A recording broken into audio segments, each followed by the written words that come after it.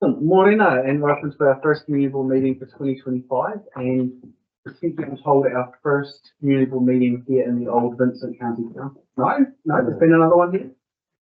What years ago?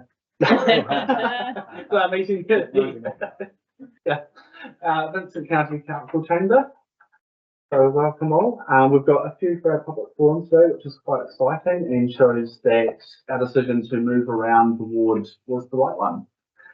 So to start off, we've got one apology from Tracy Patterson. I'm probably going to go through the accept that. Martin, you go to room. All in favour? Yeah, right. Against, carried. Right, so we'll move straight into the public forum. So first up, we have Andy Ritchie from the 5 Street Museum. Good morning, one and all. So just on behalf of the Clyde Museum, I'm the chair here, and welcome to everyone. Lovely to see such fantastic turnout. So this is a special place, the Clyde Museum, for decades, that tells the stories and artifacts of our small but deeply historic township. This building in itself is a historic place, and for over 100 years, the Vincent County Council was administered from this site. And within these chambers, the tables, the chairs, and the what do we call it, chandelier over your heads. They date back to the 1870s. They were ordered by Vincent Pike to be brought out from the bricks of London. He was always in for a good show. So yeah, a lot of history in this place. This room is popular for a variety of community groups to hold meetings, including council in the past few years. And just a quick rundown on the museum. There are no paid staff at our museum. Everything is run by a small group of volunteers. We come from all walks of life, but we find ourselves all like-minded in our ambition to create a fantastic museum on this space. We learn new skills. We become part of the team that continues to move forward towards a common goal. And over the past 4 years, we've raised over $100,000 from external funding to carry out ongoing refurbishment of the entire museum. This includes new lighting, repainting, reflooring, fresh display spaces, and our goal is to continue fundraising and complete this project. We still feel we have a way to go. We're probably about halfway through if we're lucky.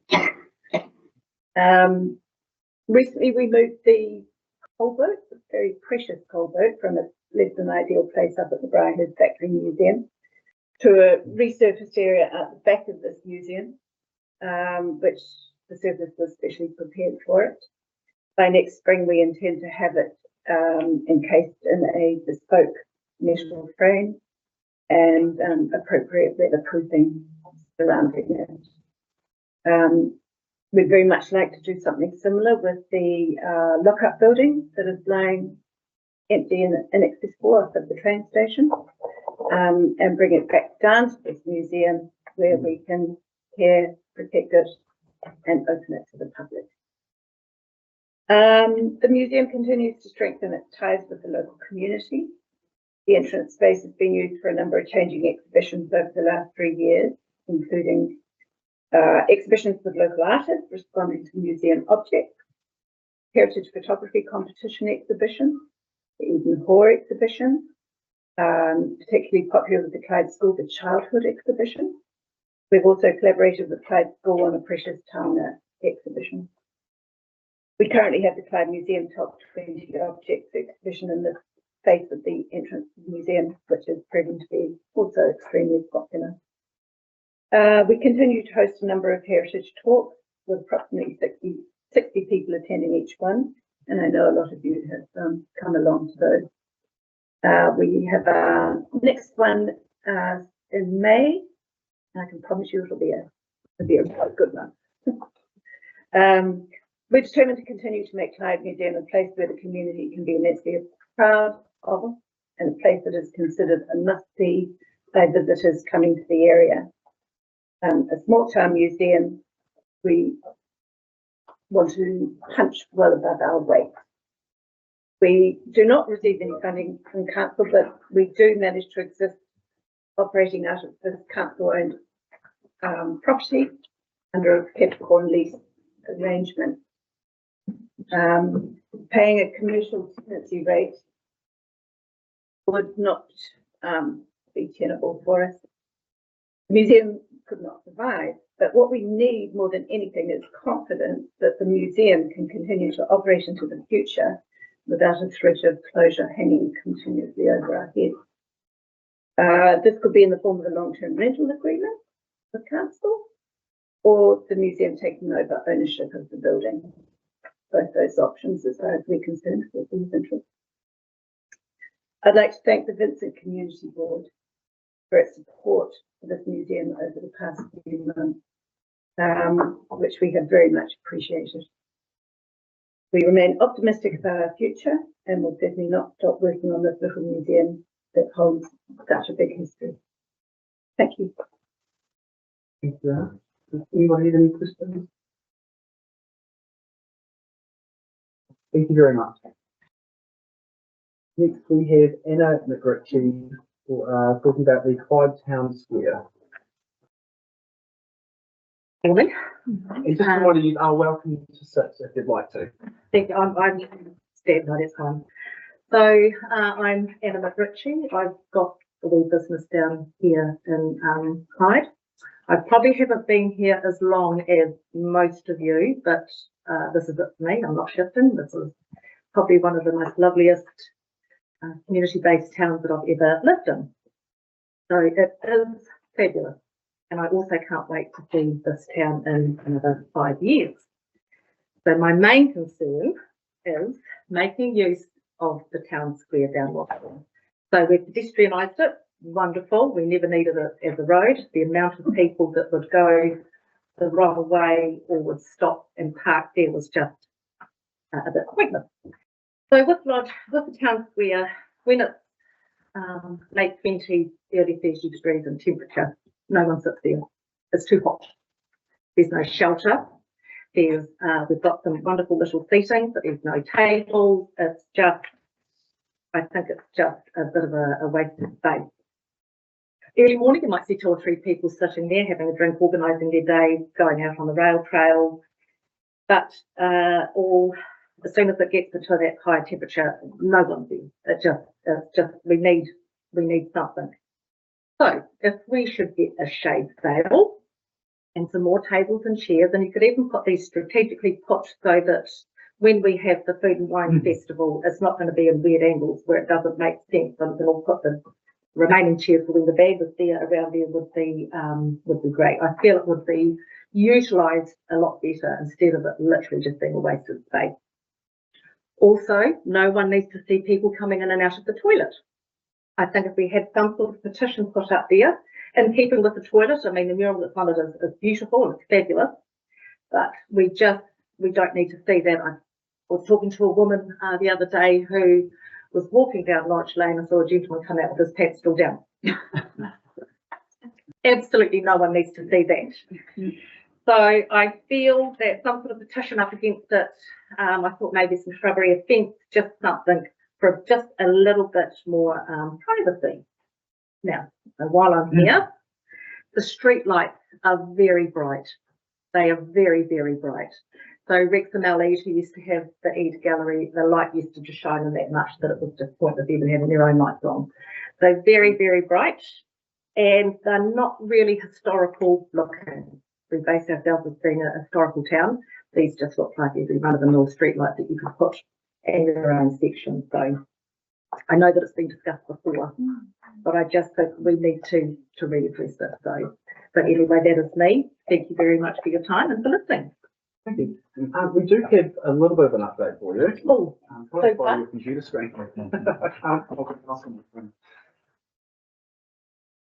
So we've had a bit of an update on this. So the budget has been fully allocated. But they do have pricing for toilet screens, and they're still aiming to deliver that as part of this project. They were unsuccessful in securing funding for streetlight improvements, and the streetlight maintenance budget is limited to maintain the existing network. Replacing the lights would completely exhaust the district's street lighting budget, so it's not currently a priority at this time. Do we make them not as bright? Maybe we can take that question back for you. Yeah. I thought they had been turned down. They've put some stellar lights in Tamer Yeah. to get feedback from us, which we gave nearly a year ago. Yeah, Nothing was still too ever- bright. Well, nothing was ever done following the feedback. Right. I think that's of interest. I mean, the lights that they took out of the main street of Clyde, the heritage light, looking light, can they not have been, could they not have been put into the, We recycled down to the last time. yeah, the recycled ones that were taken away? Which I'm not sure what happened to those, but I'm sure there would have been a reason. If they were old, they might be past their life expectancy and things. Actually, I feel like I think maybe getting bulbs, they might have just continued the bulbs. There was some reason Okay. around the life expectancy of those. But yeah, on the dimming, Yeah. I'll take it away and Thank you. somebody will reach out again. Cool. Thank you. Thank you. It sounds ideal for local funding bodies to do the shade sale and tables and chairs. Yeah, we, that had come into the thing, we sort of feel the ones being put down Miners Lane as well over the playground, that you don't really see very many children pay it, just because, our community knows about it, but our don't really. So I sort of feel, and it is, we would need a reasonably big one for it, maybe not as big as the one down Miners Lane, but I just, even something that it just, I thought that the council with the one down there, we could hopefully find some funding. What here, just, Which will extra? sorry? Which will extra? Mm-hmm. Yeah. It's an ideal application. Yeah, we could talk about that a bit later, I think as our business community, we could probably talk about that a little bit later. It would be an ideal application, I would have thought. Okay, thank you. Next up, we've got Graham to talk about tree removal at Molyneux Estate. Welcome. Good morning. Obviously, people are very popular with the crowd here. I am Graham Ashby, representing a good number of the folks in the Molyneux estate. Now, I'm very aware that the decision's already been made to remove the offending tree. So I didn't need to come, though I wanted to come and say thank you, because having read your tree policy, it's very expensive. And to see that you acted and listened to the neighbours, I just wanted to come and say thank you for that. Because it's easy to get a letter from a bunch of neighbours, you know, what a pack of moaning minis. It's just a tree, but a tree's a very emotive thing. And so I wanted to bring a gift of showing you what this one tree roots are doing on just my side of the fence. They're prolific. These are 2 years old when I cut them out and put a concrete path in. But it's actually the fluff, the 3 months of fluff that is like snowing in the entire community. But you've heard and you've listened, and we're very grateful. I was trying not to be sexist, because I understand the tree is a female poplar tree. And reading about it's quite fascinating. It's only when she's stressed does she release this fluff, millions wanting to propagate and spread her things. Plus the roots are so prolific that they only travel about 6 inches under the ground. And so they're invading my property, all the fences of the neighbours. But it's the fluff. Our neighbour cries himself to sleep because his entire vegetable garden is fluffed and suffocates. But we've told him, you're addressing that issue, and we're very grateful that you are truly being neighbourly and that you've heard, and we are truly grateful that you've recognised a small voice, I know, but you're dealing with this wayward woman. Fantastic. Keep it up. Thank you. It's all right. I appreciate Thank you for the bouquet, because we're more than likely getting brickbats. No, thank you very much, and thanks to the team for the work you've done in getting that one sorted. Yeah. Awesome. Right, next we've got Russell to speak on the topic of interface between community and the board. So welcome back, Russell. A room that is quite familiar to me. In fact, I'd like you all to have a closer look at it, and just a little bit further on from what Andy said. This was the seat of administrative power in the days before any of you were born. So I think that's right. In particular, I'd like you to have a look at the picture of Vincent Pike, who's behind me. He was the first chair of the Vincent County Council. He was also the first chief executive officer. The entire staff of the council were a county clerk and a district engineer who had to pay for his own travel expenses out of his salary. By the way, Pike, the chair, and the CEO was also the MP for the area. And I also noticed from the ODT this morning that it's his birthday today, or it would have been. So the Vincent County Council raised loans, set rate, collected fees, built bridges, formed, maintained roads and other infrastructure, and also actively encouraged those who lived and worked in Central Otago to form businesses and get on with their lives without overbearing compliance and authority. What has that got to do with today? Well, I was once, as Jaden has pointed out, once one of you. I sat on the Vincent Community Board and I tried to do my best to represent the views of the community. But after a meeting one day, just before COVID, I was taken aside by the then CEO and told that I asked too many questions. I should accept the views of the staff on the matters that we were considering. They were the professional experts. That was the beginning of the end for me. I saw then that the norm to be accepted was that the tail should wag the dog. That situation, I think, continues. My message is really quite simple. I'm going to remind you today that there are always two sides to a ledger. One is the income, which can be extracted from ratepayers, whether they like it or not.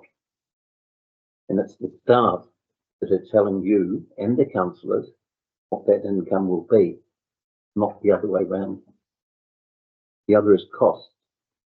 And I don't believe for a moment that there are too many people within the staff echelons who are looking at reducing staff numbers and costs. After all, why should a turkey vote for Christmas? The staff have indicated that rises in rates of well over 20%, as well as quadrupling water costs, are being recommended.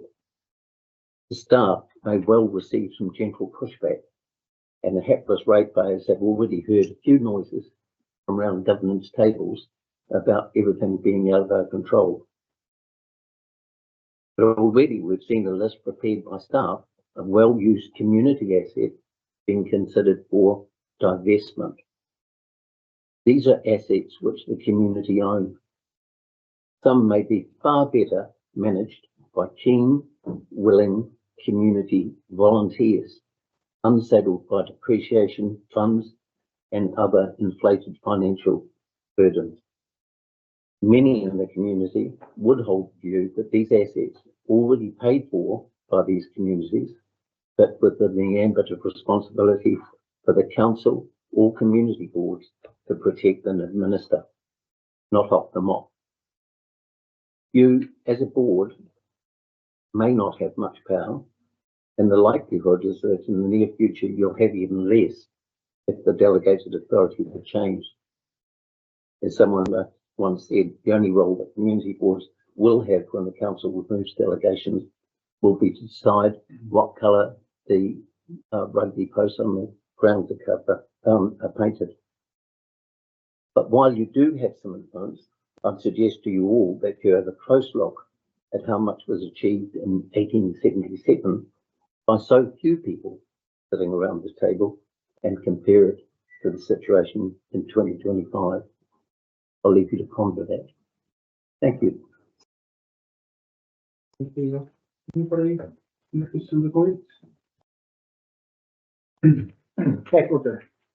Russell was calling upon your knowledge of the history of the governance of local bodies going right back. In Pike's time, what extent was central government legislation controlling or specifying what local government had to do? It fell into two areas because first of all, of course, there was the Otago provincial government, and there was people like Pike that said, in actual fact, that Central Otago hardly got anything from Dunedin, from the coast of Otago, I think he put it. He said there's as much connection with Central Otago and Dunedin as with the coast of Spain. But a lot of money was being dragged out of Central Otago to form or to fulfill the needs of Dunedin. When the Counties Act was brought in and counties were established rather than the provincial government, there was a lot of feeling that the money that was raised by rate and other fees and dog licenses seemed to figure large in the legend of what was going on. But they were spent within the district. It is fair to say that the district was much larger than it is and included places like Arwea. But Central government didn't seem to enforce things like health and safety provisions or traffic management as much as it does, although it seems to me that there's still a large amount of ability to interpret the general rules on some of those things.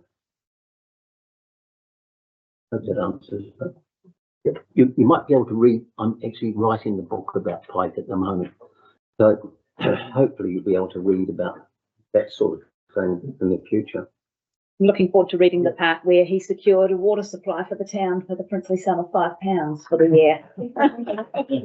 And also the fact that Cromwell set fire to an effigy of him in the town. He wasn't particularly popular across the district. I'd also point out that Tuapeka or the citizens of Lawrence tried to do the same thing, but they lost the effigy. He was an interesting, it goes back to one of the reasons why Vincent is called Vincent, because this community, when we amalgamated the Clyde and Exclude wards, there was an argument which should be called Alexandra, and of course that was too divisive, so the board at the time decided that we'd call ourselves Vincent to honour the man who made Clyde the capital of Central Otago for a number of years. I think in actual, you may be slightly wrong there, but there's elements that are correct. It was part of the Counties Act, when the Counties Act came in, and one of the parliamentarians suggested that it could be called Saint Vincent, and they moved an amendment to call it just Vincent. So that's how it actually happened. Yeah. I think it's great, getting a bit of history lesson while we're in this building. Yeah. I would just like to comment, the board is very aware of the costs on the community, and that is why I don't necessarily believe that the tail is wagging the dog. And some of our decisions and recommendations, like the council, has been for us to consult with the community on these issues and to decide whether or not they want to pay to keep them. Yeah, the point I'm making, I guess, is that there's a couple of ways, two ways of looking at this. That what has been happening in my experience, that what happens is that the council staff come up with recommendations, rate increases, and this is what, and then the governance body reacts to that. Whereas there's another way of looking at it, that a governance body can actually say to the staff, this is what you will work within. That doesn't happen, and I'm really pointing that out and suggesting that it could be a good way of doing that. And do you have any examples from your not quite 2 terms on the board where you did that? That we what? That you did exactly what we're talking about now? Yes, you mean set policy? Yeah, well, you're talking about the governance body directing staff and saying this is what you're going to do. You sat on the board for not quite 2 terms. Yeah, in that time, there were a couple of instances, I think, where we went against staff recommendations. and I'd say the and board has done the same. Yeah. I'm merely suggesting it is time to reflect and consider. Thank you very much. Thanks for your time. Thank you. Now we've got Dennis Miller from the Clyde Theatre Group. Is that what I'm thinking? I'm trying to think. That's what I've got in here. I'm probably carrying on from what Russell has said as well, which is, and I'm going to sit down because I want this to be a discussion. So for those that don't know me, I am Janice Millis, and I have been in the area for 25 years, and I'm an Alexandra resident, but I've been asked to speak about Clyde because I've been involved for the 25 years with Clyde Theatre Group, the Waiata Theatre Group, and also done funerals in the Clyde Hall as well. And probably not just talking about Clyde Hall, about the halls in general throughout the whole area, and why this has been muted that the council, community board members, have thought that they need to divest of property. So I just don't understand why this is happening, why we are losing our community halls. Why is that happening? Especially when other community halls are being built in the other areas. The disadvantage that you guys have is that we are very parochial for our own towns. Clyde always thinks that Alexandra get far more than Clyde, and I don't think that actually happens, but anyway, that does happen. Cromwell also think the same thing. We're all parochial to our own area. We all want to keep our own thing. But these halls actually are owned by the community. Why are they going to be sold? Why is it being muted when it's going to be sold? Well, I've got an answer for that. I can answer if you like. Yeah.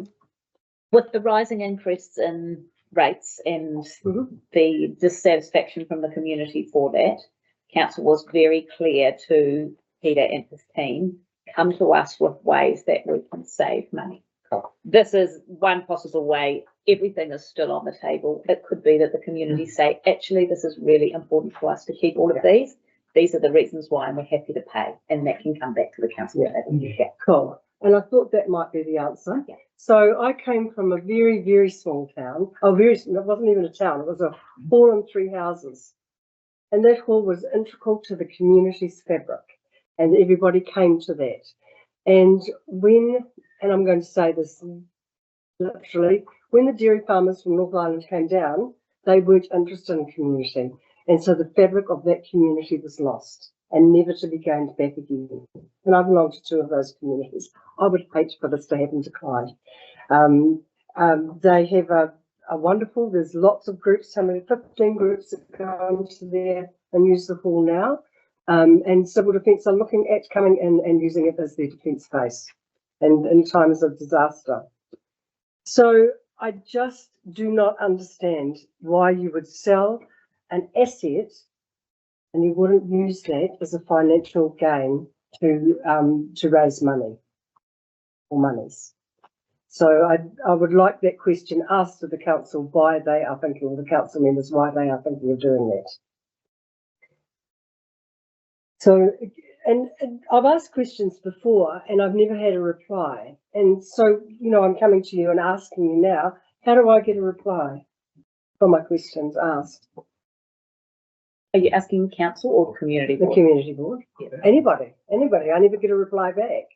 I mean, I asked the question, and this is going on from what Russell said at a community meeting. Yes, the rates are being increased, but what are you doing as a council to make changes in the staffing level to help the budget, if you like? And when you're running a business, that's the things you look at. How can we make our business run leaner and cleaner for the good of the whole community, if you like? So I've never had that question answered. What are you doing to be seen by the public to be making changes? So, and this goes into why are you selling assets? Yeah. And so the community can't speak to staffing because it's not area. We don't do that. But we're not saying that these are being divested. It's a conversation to have with the community. No decisions have been made there until after the consultation process. And I'm pretty confident with the passion around this board for some of these halls that if the community comes out strongly against divestment, you're going to have people here that are going to be very loud. Absolutely. When that happens. Yeah. And I think also a good chance to, has Bex been in touch with you guys about catching up? Because, oh yeah, because, those conversations are going on in the background too, where we're trying to meet with as many of the groups that are using these buildings in the wards, have these conversations to say, what do you think is the best way forward with this? And so we do want to hear from you, and I'm quite happy to sit in and. Good, well, that's great. So there's two things coming out of that conversation is from an outsider, because I'm an Alexandra resident using Clyde facilities. I find that Clyde needs their health and well-being cared for. They've lost a lot of their facilities, and I feel their community is losing their community. And so I would be horrified if that got sold because of wanting to divest of assets. And one of the other things is the council has some great people working here that could sit in with the groups, with the hall committee, and go with their communications, their publication departments. They could sit there and go, right, what can we do to make this build upon what we've got and encourage groups to come into the area. Lindley and I had a business, and we had lots of people using our facilities, like real estate agents. They would come in and they would do their AGMs there, and they would do their training days. There's lots of people that would like to come because everybody loves Central Otago, would love to come in and use the facilities. So do you not have a say with what happens with the council and the council staff as a community board? So yeah, we obviously made our recommendations at the last meeting on what we thought was the right decision with goals. That went back to them. They made their decision for the consultation documents, and we've played a part. Now it's up to you guys as the community to participate in that consultation process and let all of us know what it is you're wanting.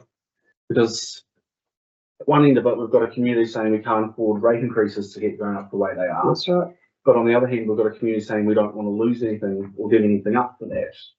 But you can't put both plays all the time. I know, I understand that, but if you sit in the community, and Clyde community will say, and you're having something built in Cromwell, and Cromwell people are saying, but Clyde can travel to Cromwell. They won't, because they're parochial to their own area. So you can see where the Clyde people are sitting and going, but how can that be built there, and we're going to lose our community core? I fully understand. My family's been in Clyde for generations, and I hear about it every time I see my grandparents. Yeah. That's so right. Fully understand. Yeah. So I would like to be on that committee. That would be great. And I also want questions answered, not just it's gone on into the ether and nothing gets answered.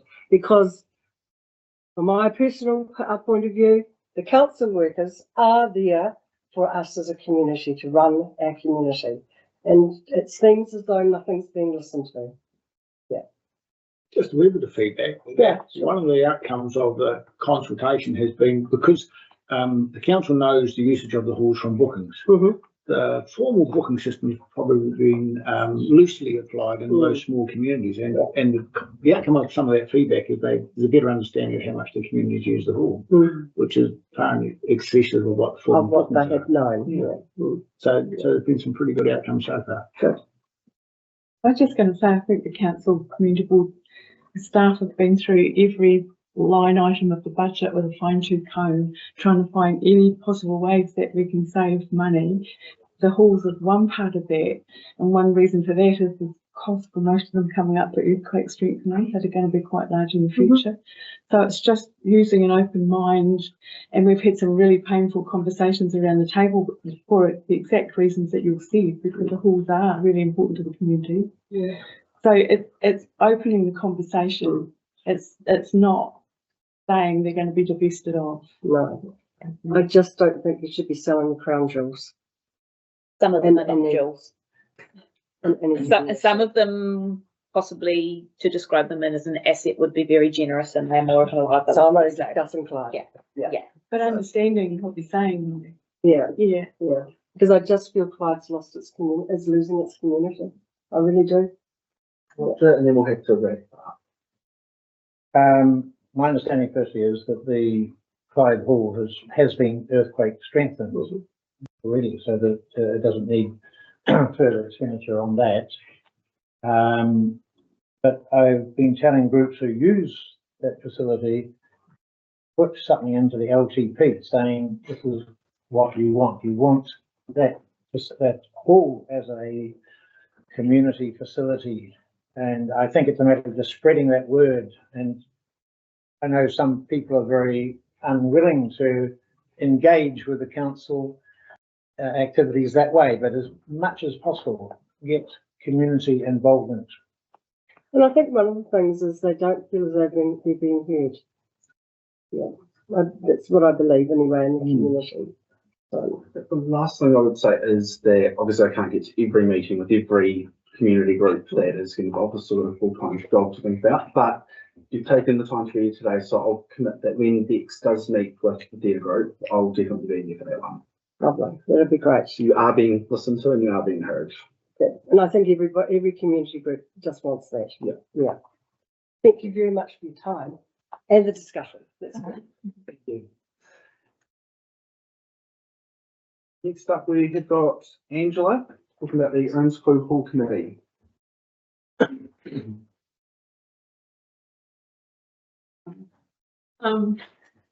So at the Owenscrew, Sorry, can I get you just come around so okay, see if I can say.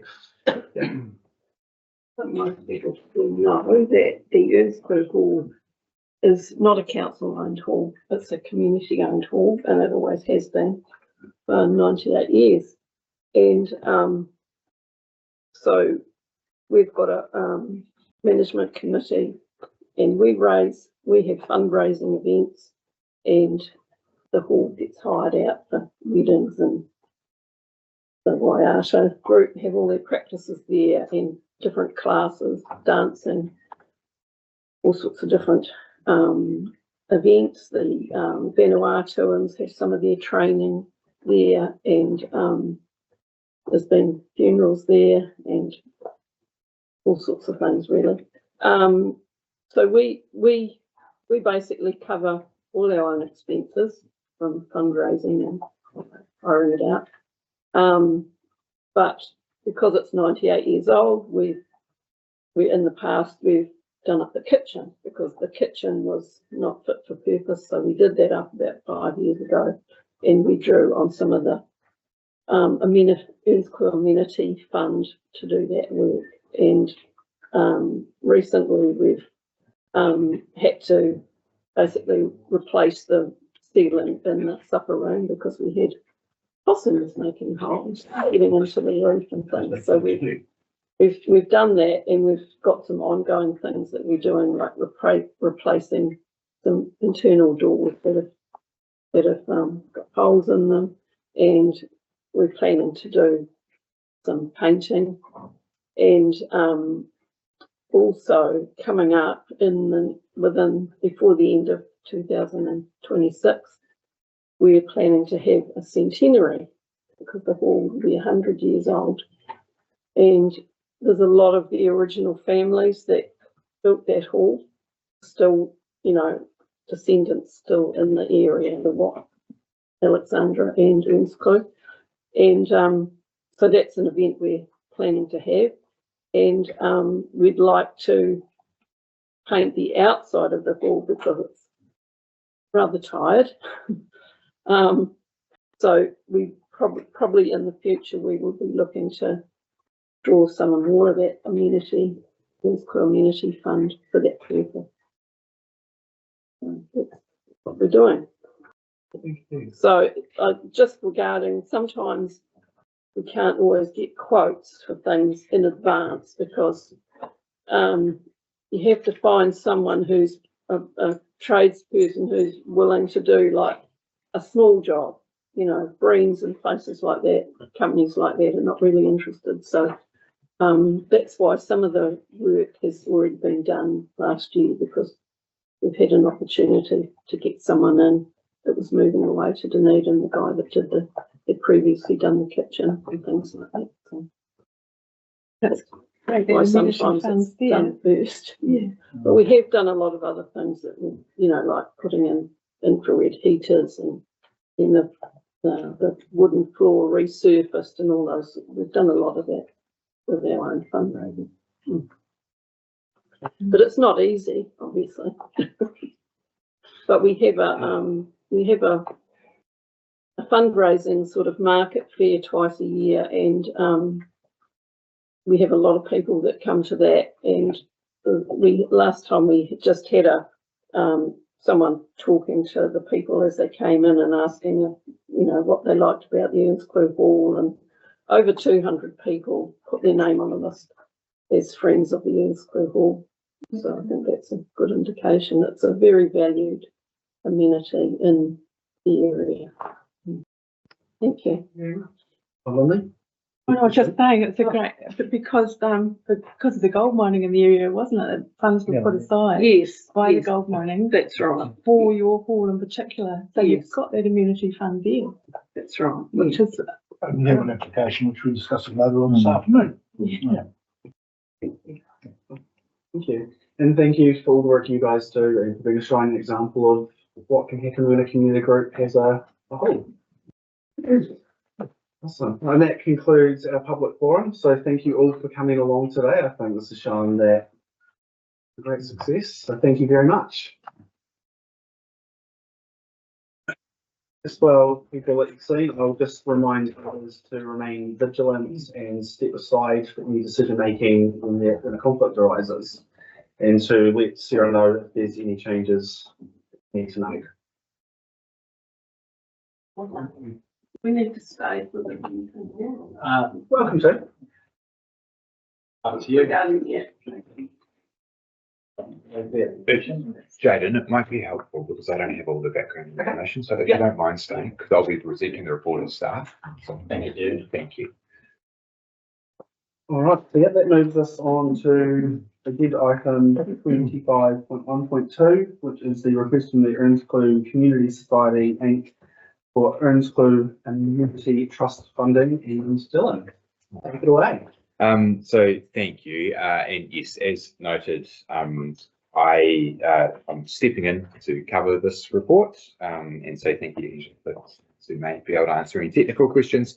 Obviously, as you've heard, the Earnscleugh Community Society is seeking $19,510.69 to cover expenses of work done on the Earnscleugh Hall. The fund sits there and is available to fund amenities within the Earnscleugh portion of the Vincent community. Obviously, it is you who decide where that money goes. Typically, funding grants aren't given out retrospectively, they're done in advance, but as you've also heard from Angela, there's a reason for that, and the fact they had someone available to do the work at a price that seemed appropriate for them. So happy to answer any questions, or have Angela here too. I'm quite happy to move option one. No, I'm quite happy to second it. Awesome. Nice and easy. Anybody got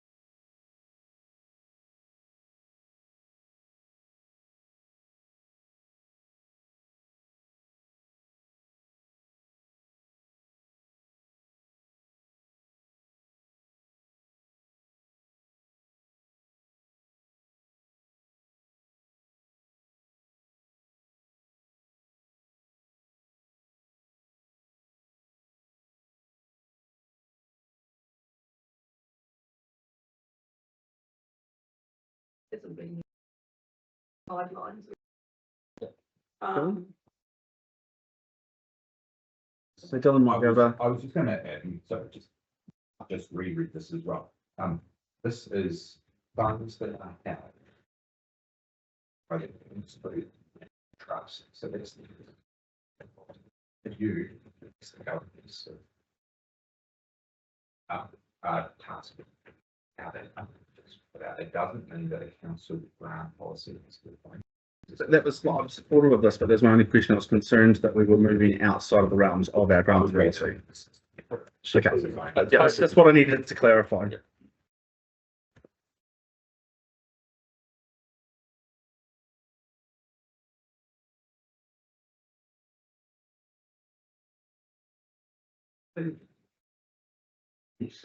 And I don't believe he's done anything wrong. I just needed to clarify our own policies and council. Yeah. Yeah. Okay, no, that's all right, really. It'd be good if there were expectations about how we use it in terms of the process to that we are clear on to. Yeah, it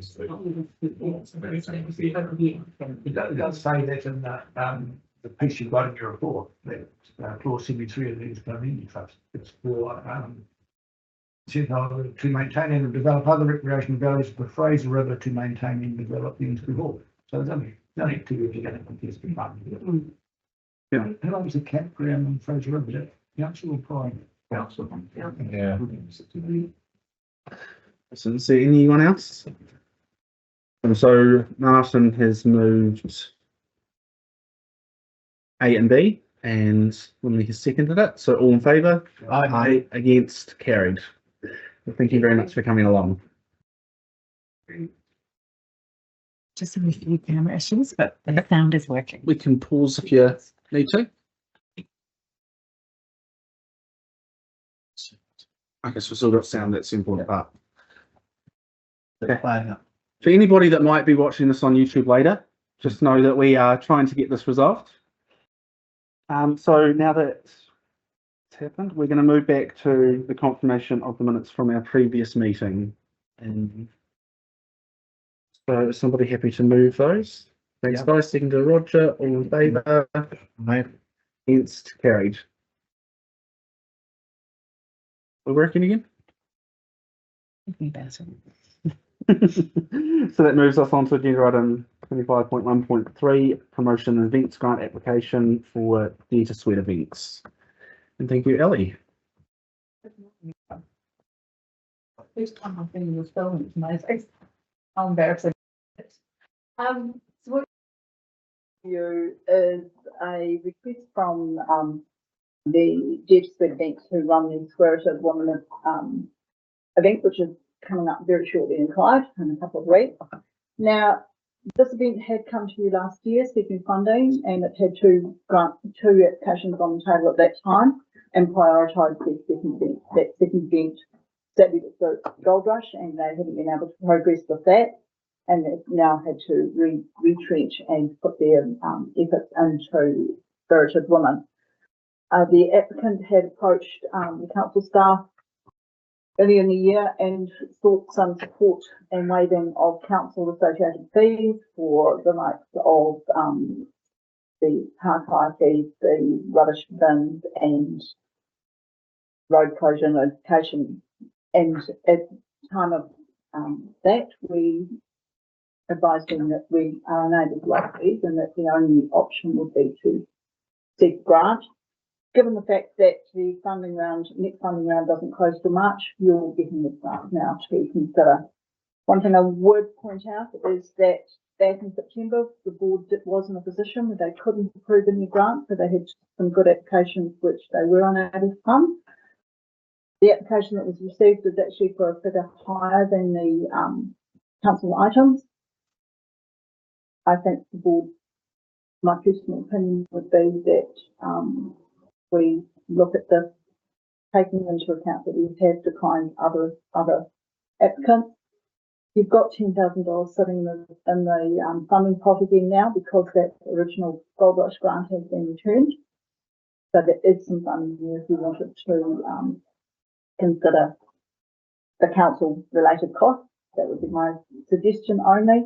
And there is a method that we can do that as an internal. So the grant is not released to the applicant. It's managed internally by way of, it's a grant in kind.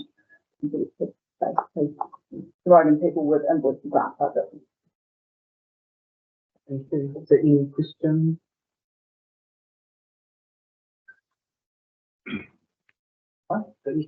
No, I'll just. Anybody like to make any comment from us? Application, Do we know a multiple effect for dollar for if we get 300 participants? What's the multiplier effect on our economy? Oh, For an event like this? everything's different.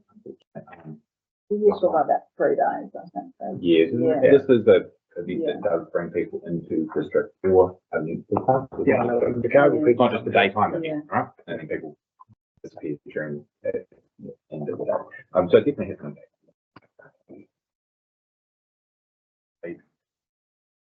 I think, yeah, my tower. That tower. I think they do have some reference to what they've contributed, and they generally are generously talking about millions of dollars. Or from the red fund either. Can't give you that figure. Is this the 3rd year it's been going? It's moved. It moves. Yeah. It's going to Mackenzie next year. Yeah, so it's one off for our area. It was on Bannockburn Market. We've yeah. had it. It's been in Alex, Bannockburn, okay. Yeah, so this might be the. Yeah. Yeah. I guess that's what I'm thinking, to show some level of support to encourage them to come back might be. They really Might like be it one. here and they do live here. Sorry? They really like it here and they do live here. So Yeah, here is a preferred location. yeah. Anybody else got any comments or something on the make at this stage? Well, the imponderable is we don't know what's coming in the second round. We've only got 10K left, isn't it? So we're not likely to throw the kitchen sink at it.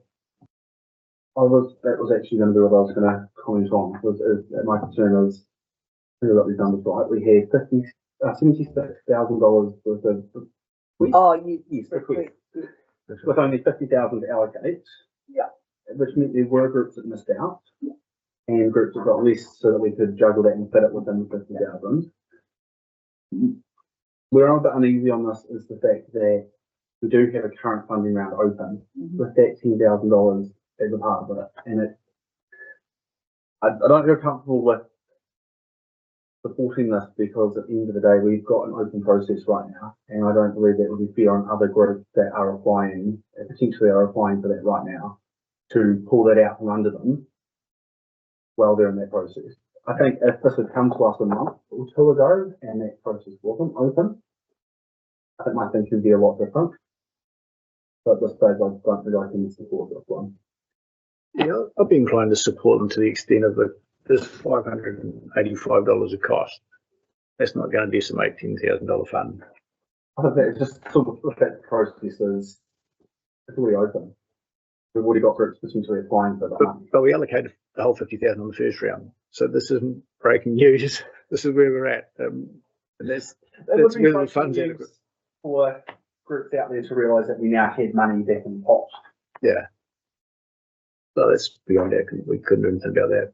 No, we couldn't. But in that case, I think it's a good event that there's an appetite to have it locally. We should be at least neutral on.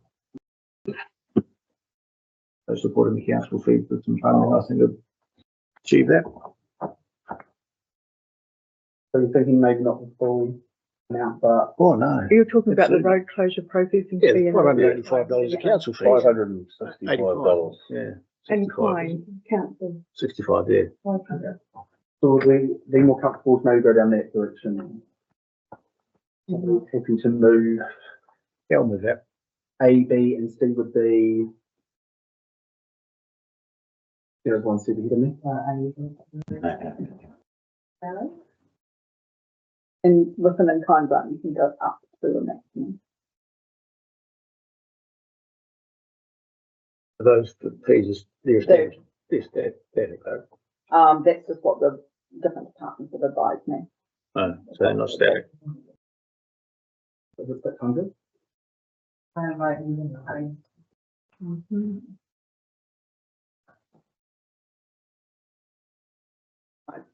Some of you just based on, in case it was extra rubbish bins or something, you know. More cones needed. Yeah. That's another $35, so. And it doesn't get released, so that becomes purely an internal cost transfer. Okay. So you're quite happy to move AED and C? Yeah. Was there a second? I'll figure that. All right. All in favour? Aye. Against? Carried. Because of my relationship with Rossicus, I'll abstain from voting. I'm not signal people like that. That could be recorded, thank you. And now on the same topic of grants, we'll move on to 25.1.4, which is the promotion grant request for extension of time for St Athens fee. So the St Bavon's State also received a funding grant out of this current financial year. Unfortunately, after obtaining that grant, having that grant approved, they had a loss of committee members, so they've taken some time to rebuild. During that period, they made the decision that they couldn't, as with all confidence, run a successful event this current financial year. So they deferred that until next year. So in a pure sense, they should return that grant, and if they were seeking a grant for next year, reapply. Pragmatically, they do have the ability through the grant policy to ask your permission to hold that grant over for the next year, and that would save them a whole lot of processing. Questions on this one? I would just comment and say that, they have lost a few of their long-standing members, and it has been quite tricky for them to get back on their feet, as most of you know, with a small community group like that. And they've done very well to get back to where they are so quickly. I'm happy to move that. Everyone's happy to move A, B, C, and D. Yep, I'll second that. All in favour? Aye. And I would imagine you're abstaining again, please. And that is also carried. Thank you very much. Enjoy your day.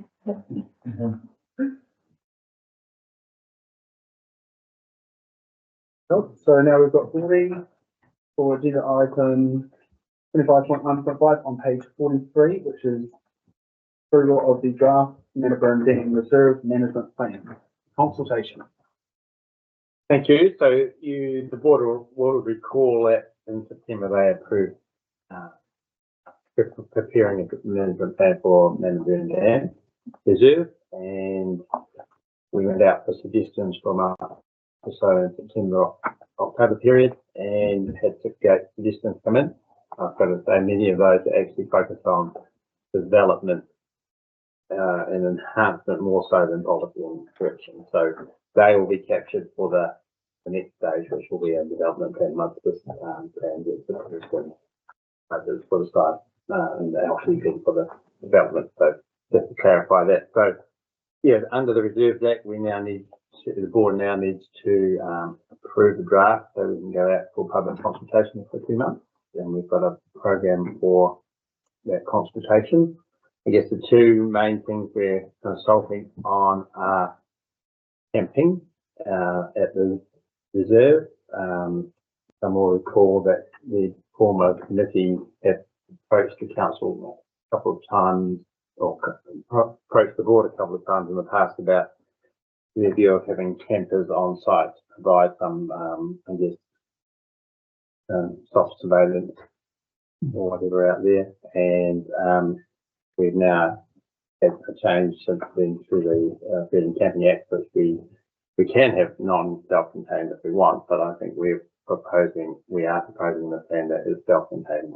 If camping happens, they need to be in a self-contained vehicle, and we'll put a minimum of X many nights, probably 2 or something like we have at Flinders Pond, and the Lynn sites have around Lake Duxton, so people don't put up camping for 3 months or 4 months at a time. So it's just a park open spot really. And the other one was for driving and motorbiking. So that, as we know, happens informally out there and has been a bit of a problem from time to time. the conflict with users and, really, I guess, if we're going to enhance the reserve over time, it's probably not a, activity we want to continue, and given it's a wetland and got some ecologically endangered plants and things out there, something we need to be careful of and be, I guess, plant under the Reserves Act is not an activity that's consistent with the purpose of the Act. So we are consulting on that as well. So they're the main things we'll pull out of the consultation. Most of the other stuff in the plan of just like most other plans with policies what can and can't happen out there or what won't happen. Like we have another plans and a few just sort of unique bits for the for that reserve, and we've looked at zoning of the reserve as well. So there's some activities within those zones, particularly one removing pine tree, the zone there, which we can look at. The one for the camping and one where the wetlands are and things like that. So we can, when we do a development plan, we can perhaps focus on those zones and where we want to start first, where we might, things might happen quicker than others, given what funding may or may not be available from either council, government, or third-party funding. So yeah, if you answer the questions. Are there any effective strategies for limiting motorbikes and four-wheel drives 31 years around the country? Apart from blocking gates or that sort of thing, or we can put barriers up with rocks and stuff, but I guess we've not really done anything. We've had a hands-off approach there for some years, but we can put rocks and things in the way. The human guys would put that on the winch and pull them out, but I mean there are things we can do, and we haven't said they aren't allowed to do there yet, so I guess they're still going there. So that saying no is going to be the start, you're right. Yeah. I'll just add to this as well. This board will remember going through last year the committee that looked after the Lower Manabun Reserve for us, that sanctuary process essentially being dissolved. So this community board again, and then there's currently a working group out there as well. The board will remember we have sort of a management agreement where they can look after a certain area of it, but I think that the odd ideas that people have come out shows the sort of enthusiasm behind this reserve too, which is pretty awesome. And just to add to that, as far as the issue of the four-wheel drives, but it was very popular. There was a motocross track out there in the late 80s right through to about the mid 90s, which was used annually or quite regularly, and it's just education. And once you get the policy in place, then the enforcement can follow. You can't have one without the other. So I'm, long time coming, and as soon as we get this in place, then we can start going forward with maintaining any future development. So I'm quite happy to move the recommendations as they sit. So, Roger will second them. All in favour? Yep. Against? Next carried. Thank you, Gordy, but we'll keep you at the table for the next agenda item on page 106. Agenda item 25.1.6, naming of open space in Alexandra. I'm very excited for this one. Yeah, you present the report for me. No, so we have been, as you know, working with the Alexandra River Heritage Club and Okaha on the project down the end of Carpet Street. It's ticking along slowly. I think we're about to make some more headway in the next little while. We've got one in ground surface now, so watch that space. So as part of that process, we have been engaging with Okaha and Manawhenua on a name rather than Alexandra River Park, something that would be more fitting to the place. So what's come up as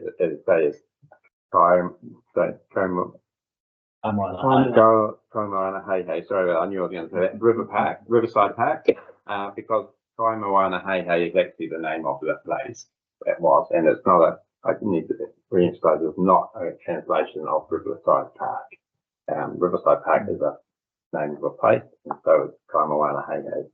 So that has been in use for years, but it's sort of fallen off the radar. So as you can see through the report, that has been a noted space, and it fits really nicely with that at that place, and it fits really nicely to our policies from the naming. So happy to ask any questions over here.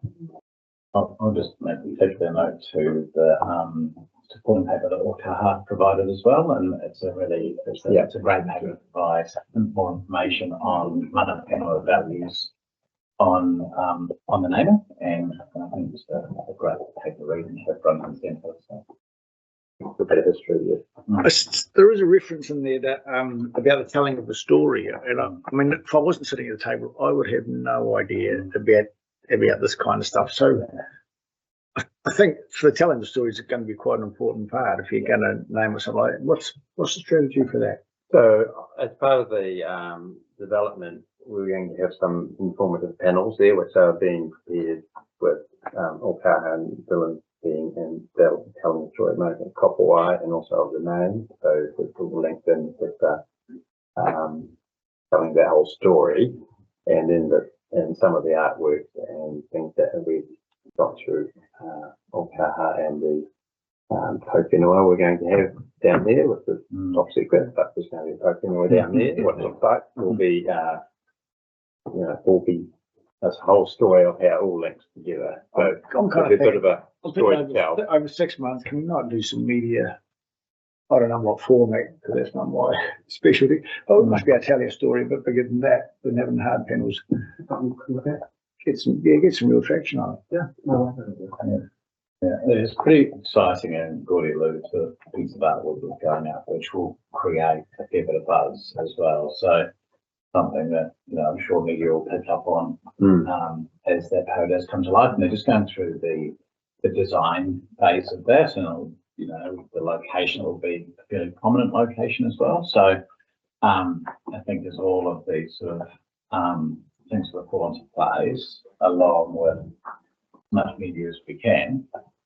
Should be able to tell quite a cool story, but it is a story that's told in most of the schools around here and throughout Central Otago, and it was a story that was just told a little bit when I was in school, but it's cool to do from that. Yeah, so for Martin and I was never told in school. Yeah. We did school long enough for that. I just on that, I guess at the moment there's not much to put a release out, but once we start building up the plaza and the other bits, we will be doing more and more media. We did a bit further on, and then we'll be doing a bit more as the project now sort of comes above the ground. Okay, that's a good story. Yeah. I was just going to say a big thank you to Kitty, Rory, Gordy, and David, and everyone else that's been involved in this process. But I've said multiple times about how the shining example of what happens when the council, the community, and we come together. And I think it's been a really positive story, and this is quite a big one for me actually. So I'm quite on a position today supporting the reintroduction of the proper original name of the site, especially when it's come about in such a positive way between the community and mana whenua. So I very proudly, I'm quite happy to move A and B, and I hope that this is a good story for the future and a solid foundation that council, community, and we can build on in some of the future. Do I have a seconder? Oh, Roger? Yeah. Okay. All in favour? Aye. Yes.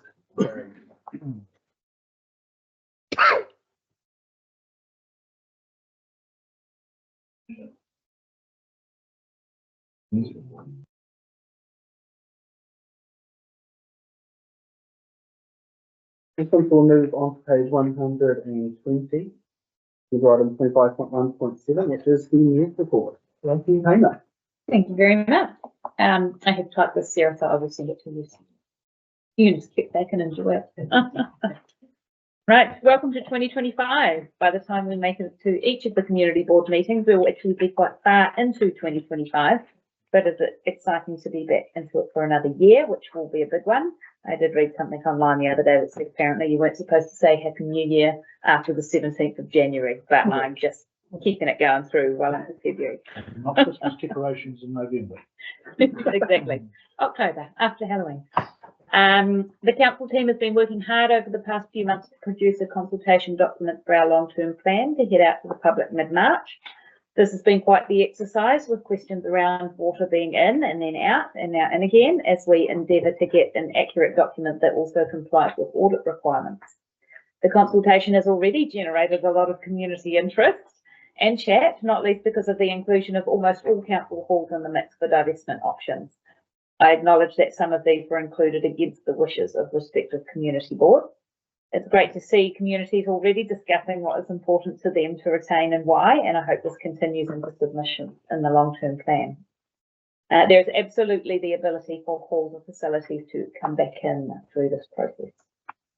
Also pertinent to VCB is the talk about the Alexandra outdoor pool, which has enjoyed a lot more patronage since David turned the heating on. This will also be a hot topic for the submission process, and there's a lot of chatter about online for it too. Council has also begun the process of discussing regional deals with Queenstown Lakes District and Otago regional councils. Some of this will rely on the work already undertaken as part of Queenstown's Urban Growth Partnership, and some will be more specific to Central Otago. The next step for this is the Light Touch proposal, is what they're calling it, which is due at the end of February.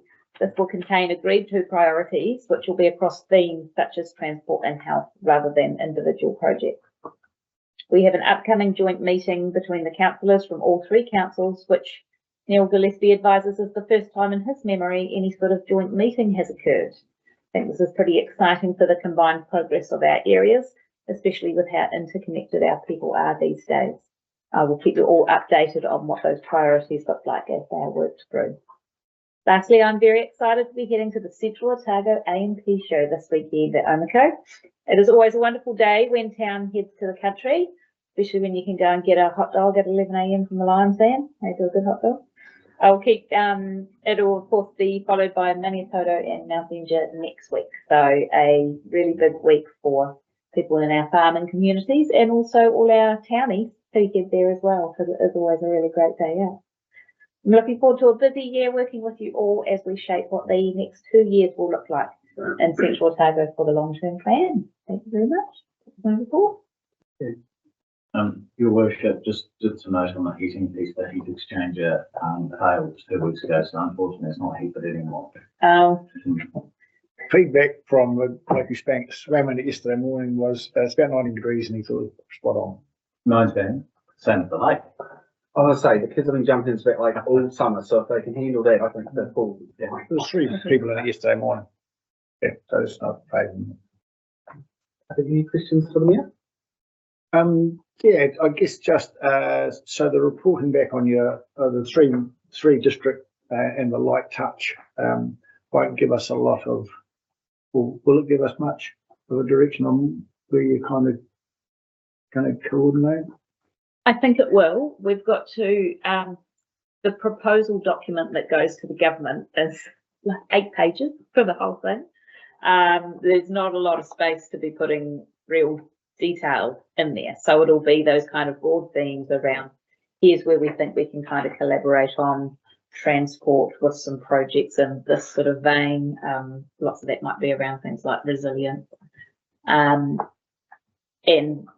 within each, so you've got to list 5 priorities, and within each one, they have to cover off, so that's consistent, economic growth, connected resilient infrastructure, and affordable quality housing. So those are obviously things that are important to this council as they are to Queenstown. It'll be where there's already things kind of in train that we can progress, because the government was really clear you're not allowed to bring in any new things that you've not already been thinking about. This is not the time to go, actually, we'd like a flyover that goes from Cromwell to Queenstown. So yeah.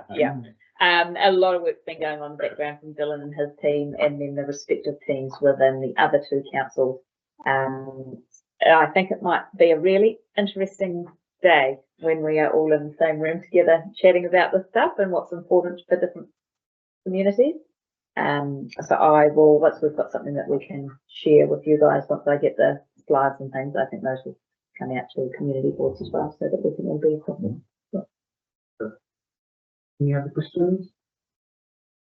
Right. Well, I'm happy to move that we receive that report. Roger, you can stick it up. Yep. Oh, yeah. You put your hand out. Against, and it's carried. Right, so we'll move on to the chair's report, which I've sent to you.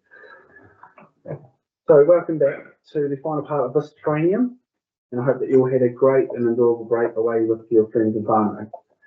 But I've enjoyed getting out over the break, seeing more of our communities and the positive work that's been done to create opportunities in our area. I'm also hoping to get along to a business breakfast to hear how things are going in the near future after being a bit busy with childcare last year.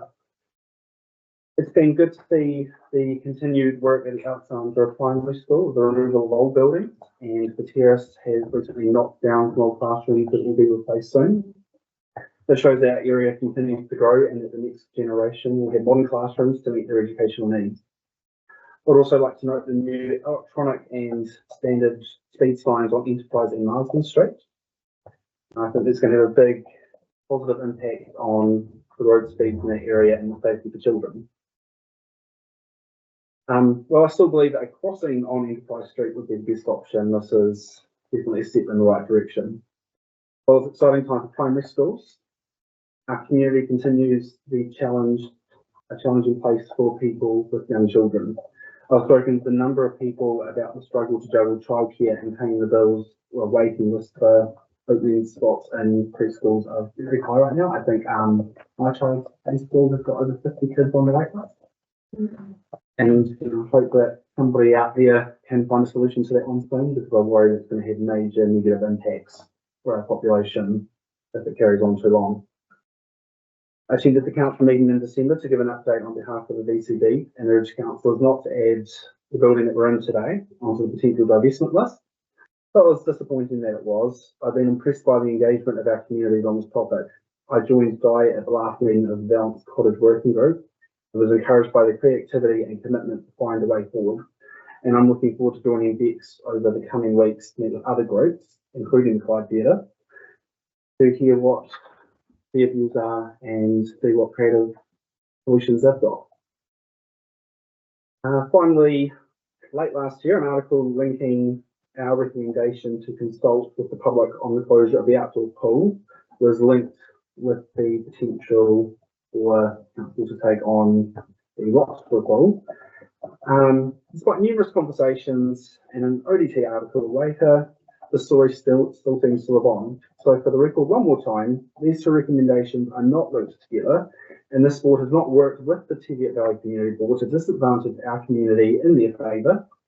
Each board is independent and has recommended to council what they believe is best for their community.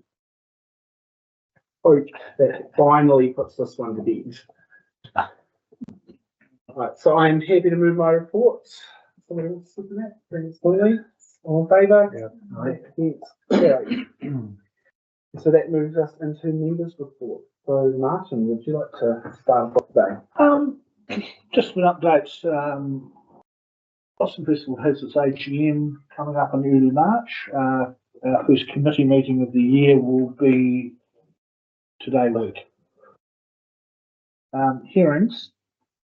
Hearings panel sat and heard the application by Maitahu Property for the development of 190 plus sections there on that cleared land between Molyneux Estate and the golf course. There has been some concerns by residents regarding the proponents' proposed access, and the panel has not made a decision and have asked the applicant to present some more evidence regarding the accessway and the potential issues it will cause to residents in Wildflower Place? Wildflower Way. Wildflower Lane. Way. Yeah. So no decision has been reached, so we're just waiting for some further information that'll come back to the panel at our February meeting. But interest in that development is massive. And other matters that, again, some of the issues being discussed in the public forums today around halls and, selling of. I too have been recipient of numerous phone calls about the logistics behind that, and also, council's proposed increase in water charges. It is amazing how many people on 8 hectare plus lifestyle blocks are using irrigated water, town water supplies for irrigation. I'm going to find it a bit of a shock when the bills go up, and that's, I have personally have very little sympathy for it, you know. But on the other side of it, we will see, as we have seen since we brought in water metering, that people stop watering their veggies, and in some cases even, you know, I've got neighbours who are on fixed incomes who just do not water their gardens, and at this time of the year it looks pretty desolate. I try and educate people as much as possible that you can still have a good flourishing garden if you're sensible about water usage. And I still have one neighbour who's got both sprinklers going full noise at midday today, and no matter how many times I growl at him, he just ignores me, you know, but not much you can do about that. But yes, 2025 is moving on quite nicely. It's going to be an exciting year, I think. Yeah, LTP. I'm looking forward to when we sit at the council table and we debate the submission, because they are going. I think that debate's going to be fairly intense. That's me. Can I ask a question of your hearing panels in Maitahi? So there was an application to Shane Jones's Regional Development Fund to put that through road, and I would have thought that would have required a subdivision for that road and some way down the track for the development of that road. Is that through gone into the ether? That through road is on the books. So why is that not discussed? Is it appropriate to ask that question here or not? I don't know. Because that's a quick fact. That's the whole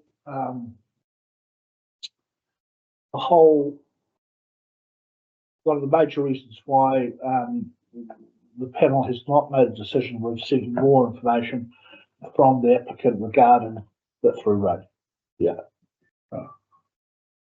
It's the long-run game, isn't it? I couldn't possibly comment. But I said that out there. And on that note, we'll move on then. Okay. Right. Busy times in my world. Attended meetings at the Alexandra Golf Club, Alexandra Rugby Football Club, and Valence Cottage. Over Christmas, I was met and helped Otago Cricket and Central Otago Cricket. They're using our club rooms up there, obviously, so just helping them out a bit there. We're hosting the over 70s tournament this week, cricket at Molly Park. They're also using our club rooms up there, so we're meeting and helping with them last weekend. I met with Bill, Living Options, so we're helping out with a couple of their guys playing golf on a Thursday morning, which is going really well. Also met with Tash from Alexandra District Youth Trust for their blast program, because they normally go to the Dunstan High School, but they've got to get out of the stadium for the first term because of maintenance. So the rugby club has gifted them our club rooms for the first term at no charge to use 3 days a week. They have about 30 teenagers for their blast program, so we're happy to help them out. And just over Christmas, we welcomed just hundreds and hundreds of visitors to the golf course and to the community. And we are hosting another event this weekend, which is bringing in 260 visitors to the community. And we didn't apply for any funding from the VCB to help us run that, which was good. And that's me. Thank you, guys. Tony. Pretty quiet in terms of that. I guess promote Dunstan committee meeting prior to Christmas, and that's probably a standout amongst the private social stuff. Huh? I was like, we've got a bit of doing. Right, lovely.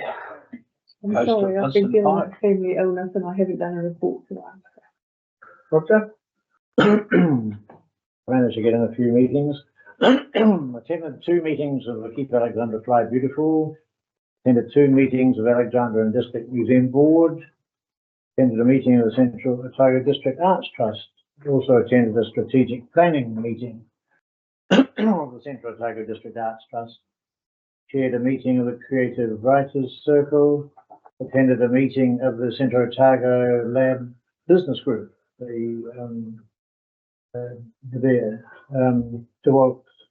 Group looked at progress at removing pine trees from the Kamaka Walkway. That, as David will already will know, is rather a hot topic amongst the people who originally planted the walkway, and Mangere went and had a look too. The original plantings were to establish a beautiful area through there, but the reality was that the pines that had grown to a very substantial size needed heavy machinery to get them out. And though I can sympathise with the people who were rather devastated by the damage caused by the removal of pines, the fact is it did require that heavy machinery to do that. And it's also in places on quite a steep slope. And I've had some experience of removing pines on steep country, so I know that it's not easy.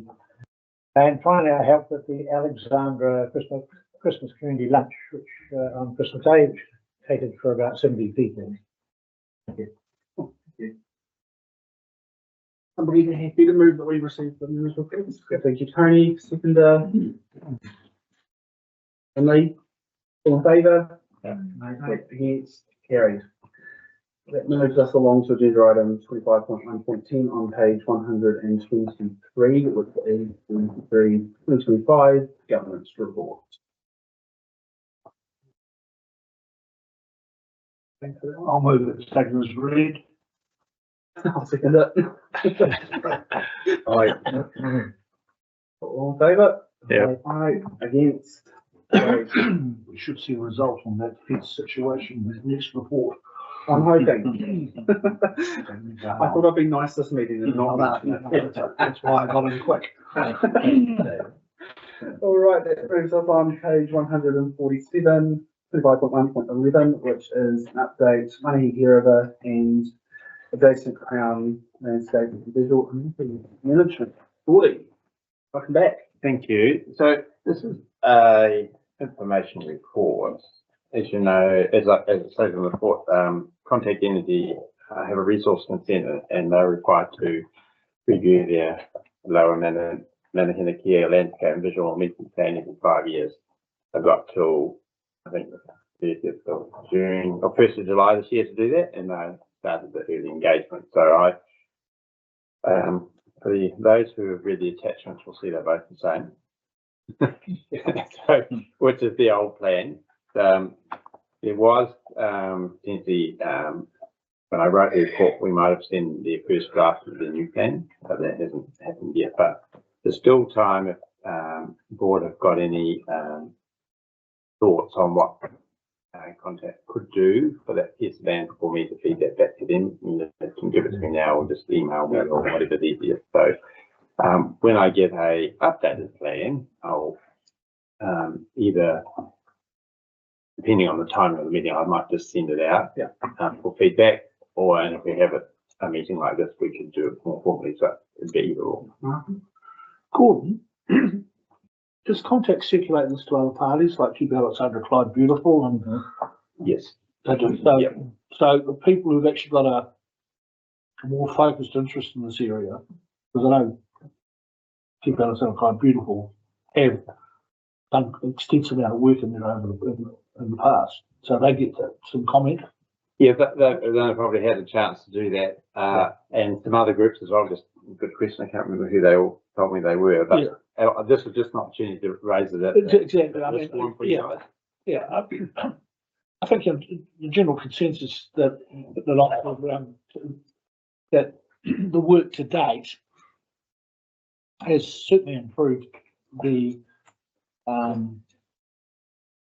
the environment down there. The best that Contact can do, I mean, it doesn't look particularly great now because the river levels are so low. But when there's water in the river, it's pretty impressive. You know, so they took out that centre bar and the swimming hole underneath Shaky Bridge has been improved and that gets used all the time. But because we don't have, there's no, like, Contact have to deal with the guardians of the lake as far as Lake Dunstan's concerned. There's no specific group which, but I am right, and Keep Alexander Clyde Beautiful do have quite a strong watching brief over this. Indeed, they do have a strong interest in it, and want to achieve the same leverage that the people in Cromwell have achieved. Yes. Their fund. But so there's been a lot of discussion about a wish list, but I don't know whether they have progressed beyond that. Gordon, there's going to be an update of this. Would you hope that Keep Alexander Clyde Beautiful's recommendations to Contact would be included in the new plans? And this is the old plan we're looking at.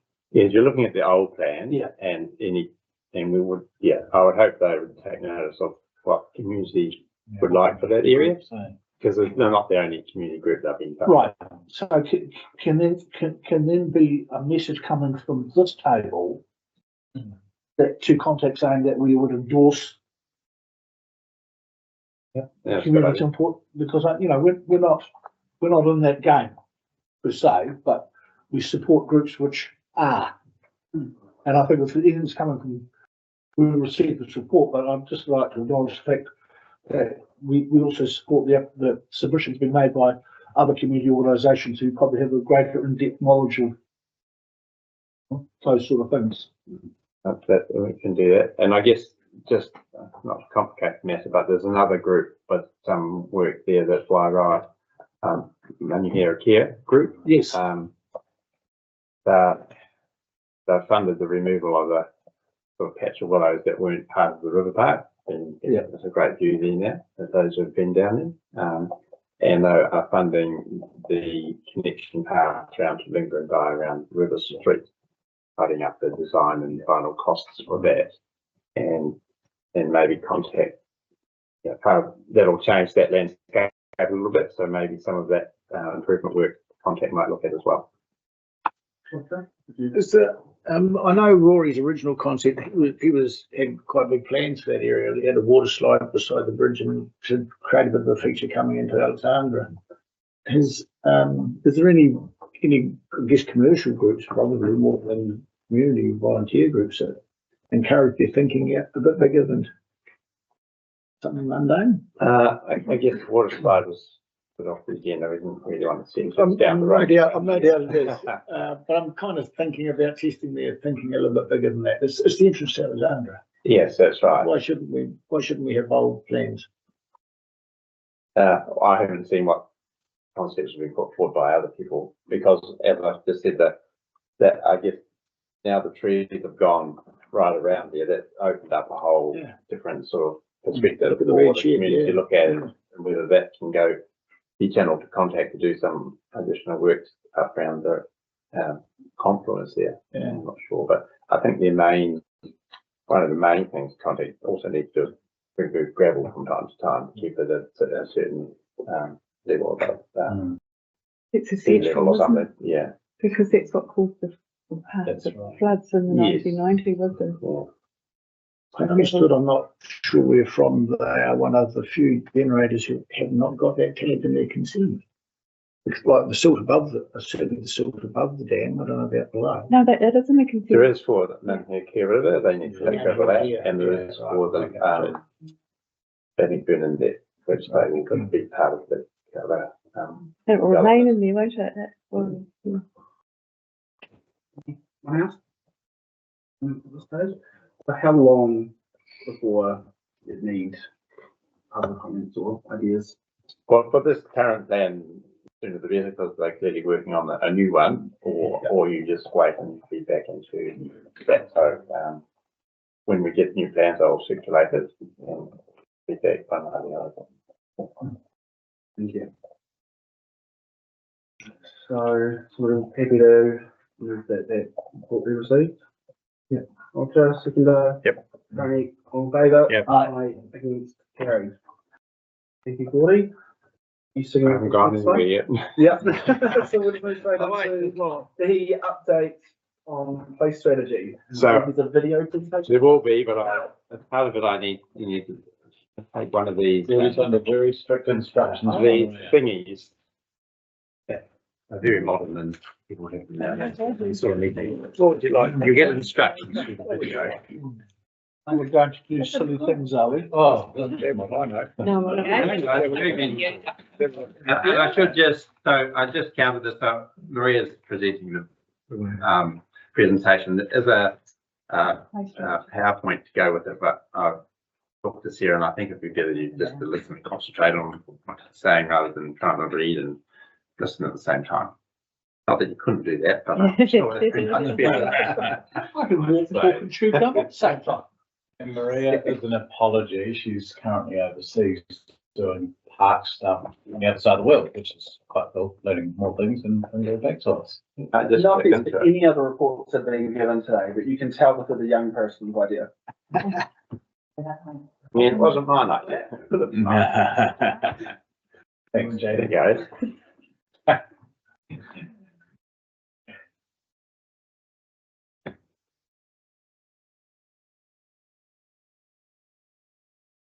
You hear birds chirping. That's from the museum.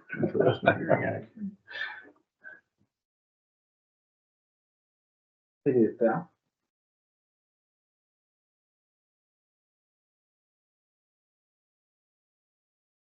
Might be on mute.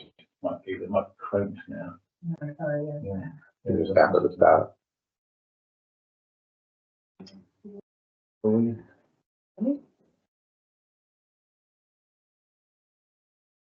Yeah, bottom.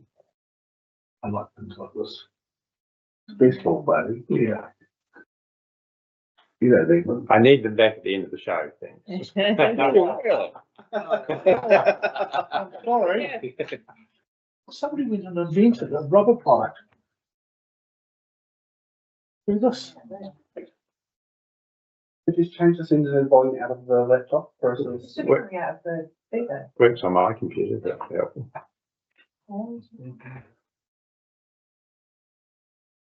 Bluetooth speakers.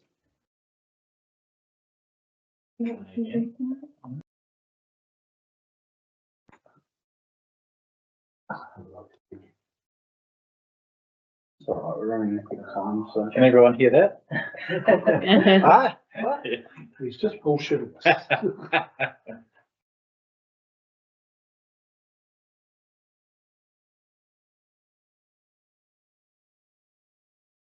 I could run it on mine and can listen and not watch. We can just Yeah. Read the words. Well, we've got subtitles. Yeah. It's not as immersive, but I know, but It's, oh, there we go. yeah, Yeah. but that's right, just turn it up.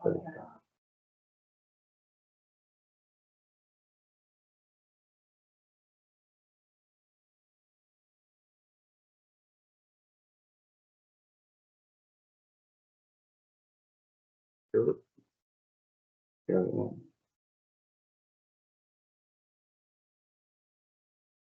Probably had my work.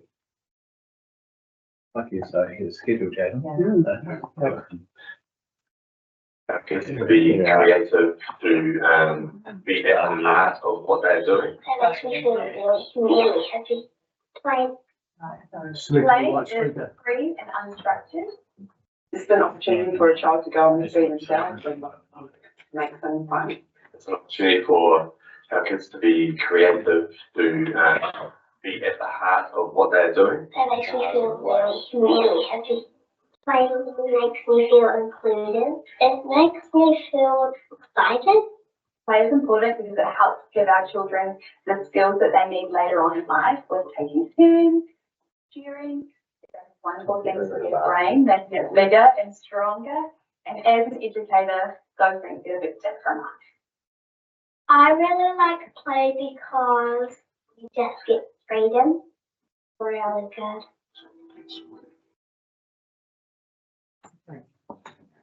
Good Thursday. Before we begin, we'd like to give you something small to hold in your hands. These simple toys, spinning top, the yo-yo, the Rubik's Cube, they might seem nostalgic, but they represent something powerful to the youth and timeless nature of play. Now I want you to take a moment to think about the child at your feet. Close your eyes if you want. Picture yourself outside, running, jumping, climbing, making up games with your friends. Maybe it's in your backyard, on a quiet street, by a river, or even in the wilderness. You weren't following the rules and you weren't keeping score. You were just playing. Now open your eyes. That feeling of freedom, joy, and discovery, that is what the project is about. Today I'm here to introduce you to a bold and exciting step forward for our district. The launch of Central Otago's first ever play strategy. This builds on the valuable insights we gained through the district vision of Mahi, where we listened to the voices of children about the future they want here. The message was clear. Play matters, and they want more opportunities to explore, imagine, and move. This is about more than playgrounds. It's about ensuring that play is an everyday part of life in Central Otago, for everyone, everywhere. So, what is play and why does it matter? When we talk about play, we're not just talking about organised sports or structured activities. Play is unstructured recreation for no particular purpose. It could be climbing a tree, riding a bike, skipping stones, or inventing a game on the spot. It's spontaneous, creative, and it belongs to everyone. Who plays? Children, of course, we know that, also teenagers, young adults, and even adults. Also included in this is those with disabilities, those who struggle with social connection, those who just want to move, explore, or de-stress. Where does play happen? So we know that playgrounds are vital, are treaty spaces that give our children a safe, fun place to explore. And we also know that play, it can happen anywhere. By the river, on a bike, in the wilderness, or in cul-de-sacs, on quiet streets, and in unexpected places. Why does play matter? Play is a fundamental right, but enshrined in the United Nations Right of the Child. It is essential for development, helping children to grow physically, socially, and emotionally. It teaches problem solving, creativity, and resilience, especially through risk taking. And research backs this up. Sport New Zealand tells us that play is the most significant contributor to physical literacy in children, laying the foundation for a lifetime of well-being. If you're wondering whether these development rates are of concern here, only 18% of Otago rangatahi are meeting physical activity guidelines. For young people are being physically active for at least 60 minutes every day. Only 18%. We're working closely with Sport Otago to ensure that we're seeing statistics about the development that is specific to not just Aotearoa and Otago, but also to Central Otago. And we know that stats are only useful when they're displayed in the context with lots of information. So we're going to go on to this more at future meetings. What will the play strategy achieve? Central Otago has long supported play through our 30+ playgrounds, bike parks, skate parks, truck tracks, and BMX tracks. We recognise the importance of dedicated state play spaces and quality equipment, and we also know that play extends beyond these opportunities. The play strategy is about building on what we already have and ensuring that all play opportunities, whether in playgrounds or open spaces, are supported, celebrated, and strengthened. We are not looking to reduce the investment in playgrounds. We are committed to protecting and enhancing them. So at the same time, we want to support communities in recognising and encouraging play in all its forms, ensuring that the Central Otago's unique environment creates even more opportunities for play. So how are we rolling this out? We are launching the project on the back of Park Sweep 2025, a national celebration organised by Recreation Aotearoa that race runs from the 3rd of March to the 10th of March. And you'll remember this from last year. So the plan is, in February, we are giving you a sneak peek, so that's today. Stage 1 kicks off on March the 3rd, right alongside Path Week. This stage is all about feedback and education. So before we plan, we need to understand what play means to our community. We're asking our community three key questions about play. And to do this, we've framed it by focusing on the past, the present, and the future. To do this, we've created an interactive survey that is going to be appropriate for children and adults. And the way that we are going to get people involved is QR code at every designated play space. This is going to encourage people to tell us when they last visited, if they would return to the play space, and why or why not. This is going to be really crucial for us.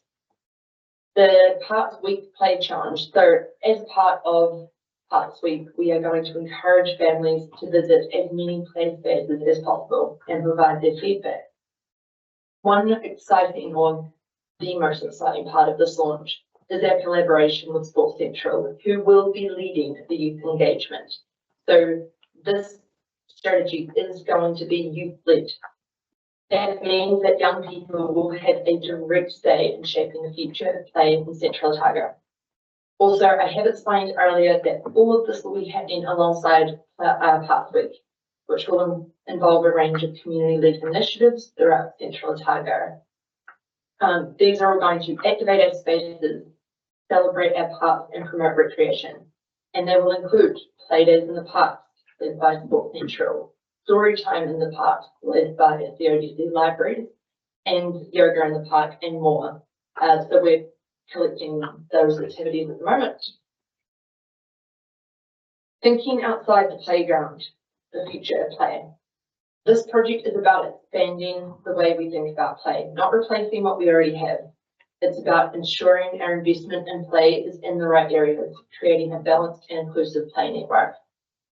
About reimagining how play fits into streetscapes, public spaces, and new developments.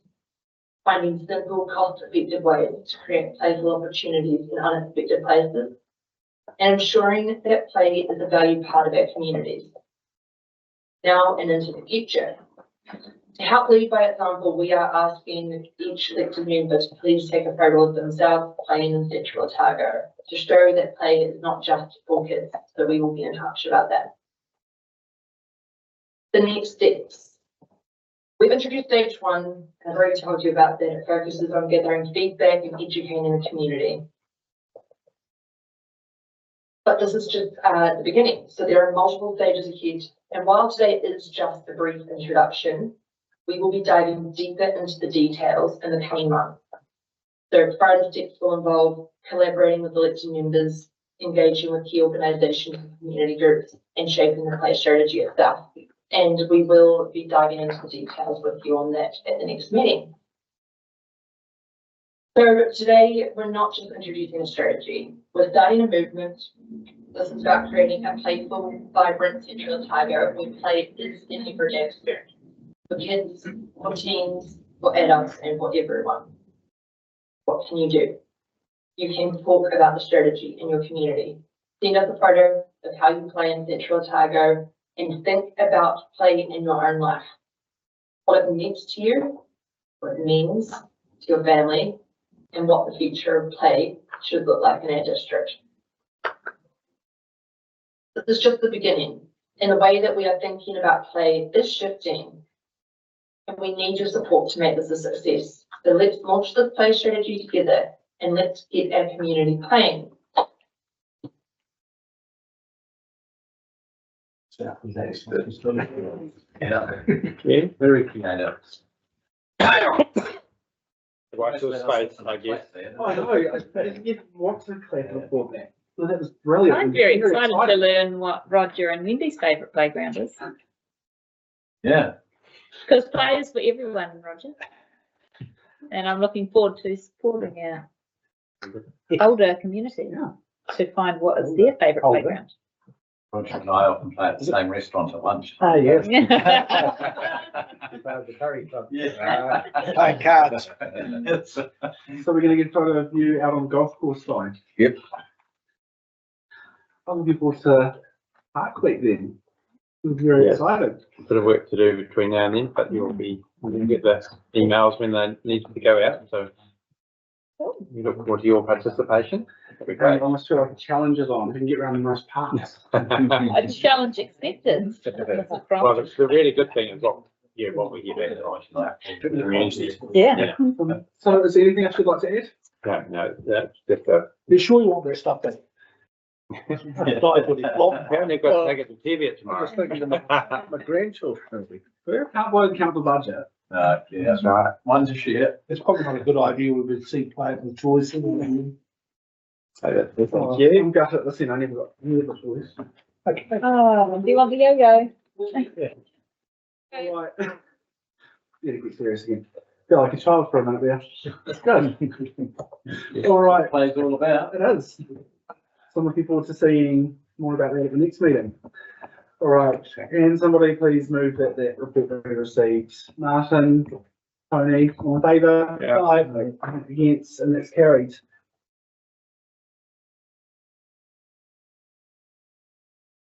Okay. We take recalls. then. Yeah. The only way. Yeah. License phones. Yeah, so next up is an update from emergency management. They're just on their way because we are a bit ahead of time, so we'll take a pause. Yeah, we'll just adjourn the meeting for a few minutes for academics to come.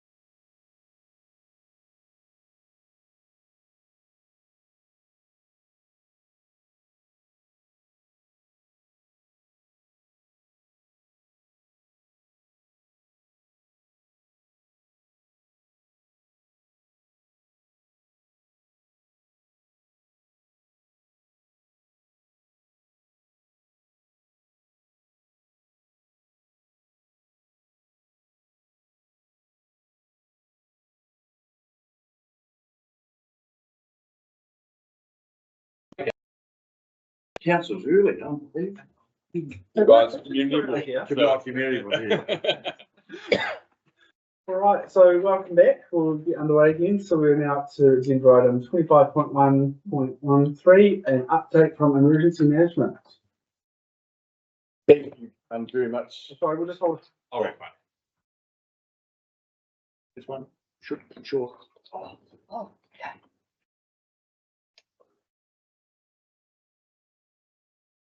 Currently exploring the museum. Probably got lost. I'm just smelling They would love it here. Oh, yeah, community, the people with the, I think the average age of this 3.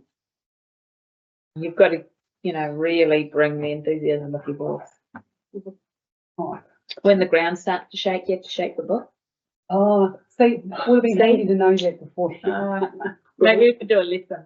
So we've already been talking about the important for all members of the community to play as well. So Okay, yeah, yeah. Well, they say you don't get old because you stop playing to get the other way around. Yeah. Something like that. Yeah. There's a lot of rooms in this building. They asked you to come.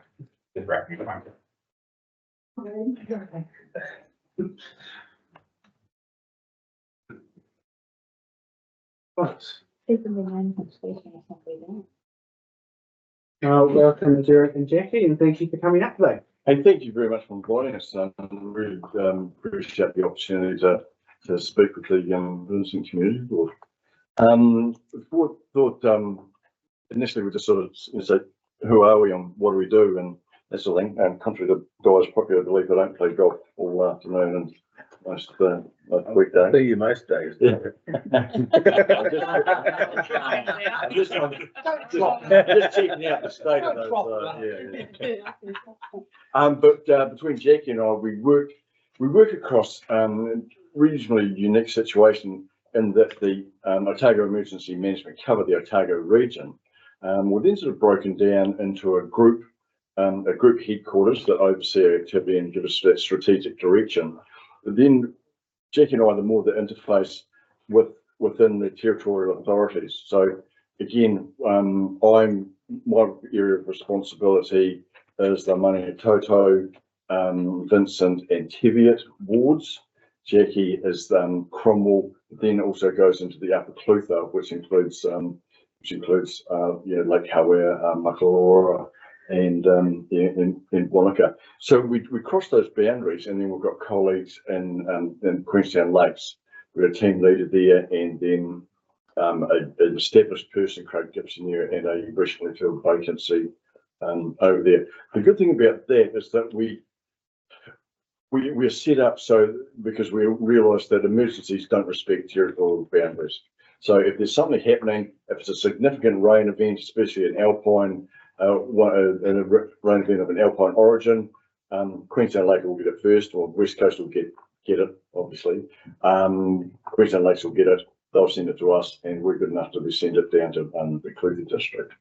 So we do work through that, the coordination, that sort of thing. So yeah. But probably one of our biggest focus and what we do day to day, if we're not in response, so response is probably just 1 or 2% of the time. Our biggest thing is to try and drive that preparation message down completely right to the individual and whānau level. The importance of that is that we, in a significant event, and if we're looking at a Christchurch, Kaikoura, that sort of type of event, then we could actually literally be on our own for a period of time until that big machine slowly sort of gets going. Right. And the bigger the event, the longer it'll take for the all of government machine to come together and deploy up in the air, and even longer for them to deploy into the Queenstown Lakes area. So we try to establish that need or a wee bit of urgency around being prepared right down to that individual and family level. So that's our overarching message. We are realistic though, because we're not prepared. If you've sat through Christchurch or Kaikoura and you have a person like that in the audience, they know what it's like to dig a latrine in the back of their garden and sort themselves out maybe for 10 days or a week or something like that. Digging the liquefaction out from around their property and that sort of thing. Probably hard to imagine unless you've actually done it. So that's our overriding message, is be prepared. And we probably invite yourselves just to have a quick sort of thought as well, because you as decision makers and contributing to the response, before you come to work and make those decisions or contribute to those decisions, then you need to be prepared at home so that you can leave the whānau and potentially come to work or engage with your community. That's which leads me on to probably your position within that response. Is depending on the response, you are dealing with the no filter brigade from within your community. You probably do it you're dropping kids off to school, you're in the supermarket or on the sideline.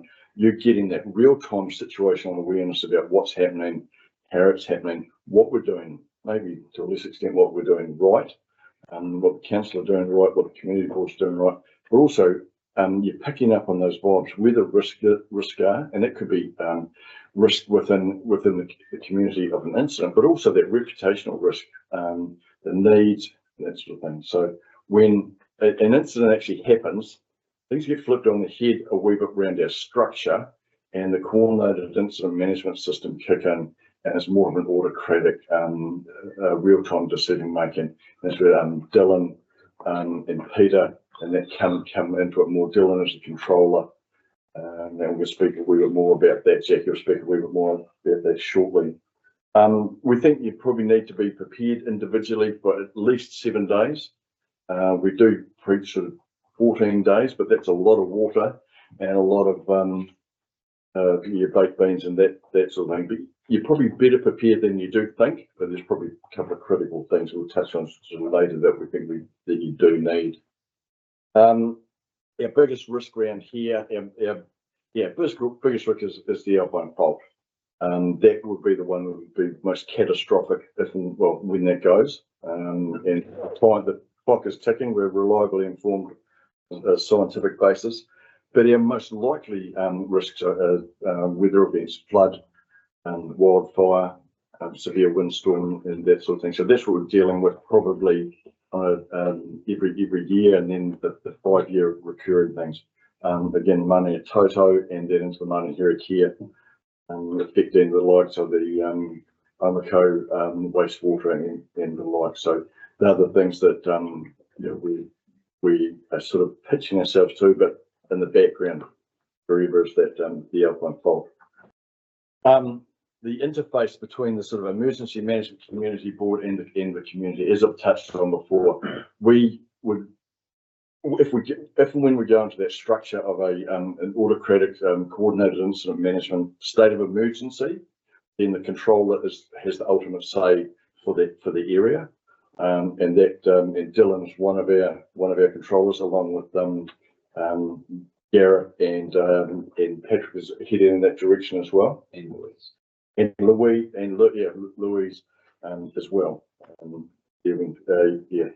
So that interface is so important. So what we want to get out to the community, and this is a continuum, is what we know at the time, what we don't know, because it's important to tell people we don't know that. We don't what we want them to do and what we're doing. So those 4 things: what we know, what we don't know, what we're doing about it, and what we want the community to do. And again, that's what through our public information management team, member in the back there, MJ. It's really important. Real-time communication has taken on such an immense importance since the advent and the advancement of the social media and also the fake news types things.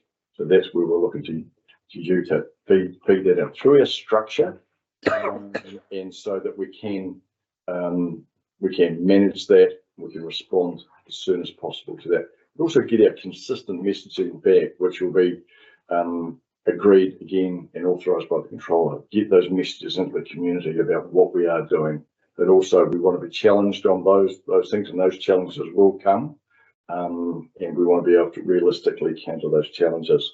So the more we can do, the better. And Jackie's going to speak a wee bit more shortly, just about a training opportunity, which we've quite pretty available over during the year to take up. Is that me? We'll ramble on that. Just for now. For now? Yeah. Right. Yeah. Yes. Cool. So I'm just going to talk a little bit about what your role might be in the event of an emergency as members of the community board, and just how you can help. So the first and foremost is DB said, is actually be prepared at home yourself. So you're of no good to absolutely anybody if you're worried about what's going on at home. If you're not prepared yourself and your house is falling down, don't come in. You know, you've got to sort things out at home. But once you do, we feel that you've got a key role in communicating to your community within an emergency. And so just being there for that sort of high level needs of the community. So letting us know what those needs are, because we can't be everywhere all at once. And you're a trusted member of the community. This is why you're here. So the community members trust you, and you will have those little links into the community, and they will let you know what's going on. So directing community members towards the right place to get information, as Dee Dee alluded to, social media is great for mis and disinformation, and so we're trying to the one source of truth. So where are they getting their information from? Is it the uncle who lives in Australia who's heard by somebody who lives in America, whose daughter's uncle's butcher's seen something on TV that doesn't actually relate to us? Or is it actually going to our website, to the Facebook page of CODC? So just making sure people are getting the right information. Also acting as a conduit for information, so getting it to us, but also feeding the information back out. Dispelling rumours, correcting information as they come through. If you know something's actually incorrect, then tell people that. But validating things too. Using your local knowledge of your community just to help us. So you'll know those little quirks about communities that we don't know about, and contributing to that local awareness, and also the vulnerabilities around the community. There'll be little pockets of vulnerable people that you are aware of that we aren't. Using your position to help response resources and community work together. So an example is in the Auckland floods, there was a community board member, we won't say where, who literally got all the resources, gathered them up, and went actually to his community because he felt that they were being ignored, and that those resources were for all of the community. So it's just about, okay, we know that there are communities out there that need it, but we can use you guys to actually help get that stuff out. Talk about being a conduit, letting us know if we haven't quite, if we're hitting the mark. If we think we're hitting the mark, but actually you're hearing differently out there in the community, let us know. We don't want to be carrying on with that stuff if we're not quite getting it right. So during the Dunedin flooding just in October this year, there was a really good example of the community board working alongside the EOC. They were out there in their community, and they were able to put information onto their Facebook page, which the EOC got. So that was stuff that the EOC didn't actually know about, and they saw it on the Facebook page. They verified it and then actually put it onto their Facebook page. So it was stuff that it was around the red rain warning and what was happening within that community. So being the eyes and ears of your community. As I said, information is not just one way. We're not just going to be giving you information, get it into us and let us know what's going on. If you've got any questions, also just fire them at us during this. So we often, as Derek said, we train our the council members, because obviously when things get really, really bad, the council is in charge. So we train council staff around those functions, but we start them off with a 3-hour Sims basic course. And we would invite you guys to come along and sit in on that. We've already had a couple of community board members, one from Cromwell, so Sarah from Cromwell and Sally from Roxburgh, who have actually attended those courses. And then they, in turn, came along to our exercise that we had November. 6 November day, Mr. Trump. Yeah. Oh, that's right. Yeah. Obviously, our exercise was way above that in the news thing. So they came along to our exercise, and they found it. They said they found it really, really valuable. So feel free to talk to them as well, just around that. And they are also, I'll talk about the resilience groups after you've done your wee spiel. Yep. Just on that, the good thing about those that training is that Sally and Sarah now know yeah, that talk. There's a different language. Everyone has their own abbreviations and acronyms and that sort of thing. Within the police, the fire brigade, the council, the military, and that sort of thing. Everyone's got the acronyms, so we want to talk that common language, so it helps us, get on that same page.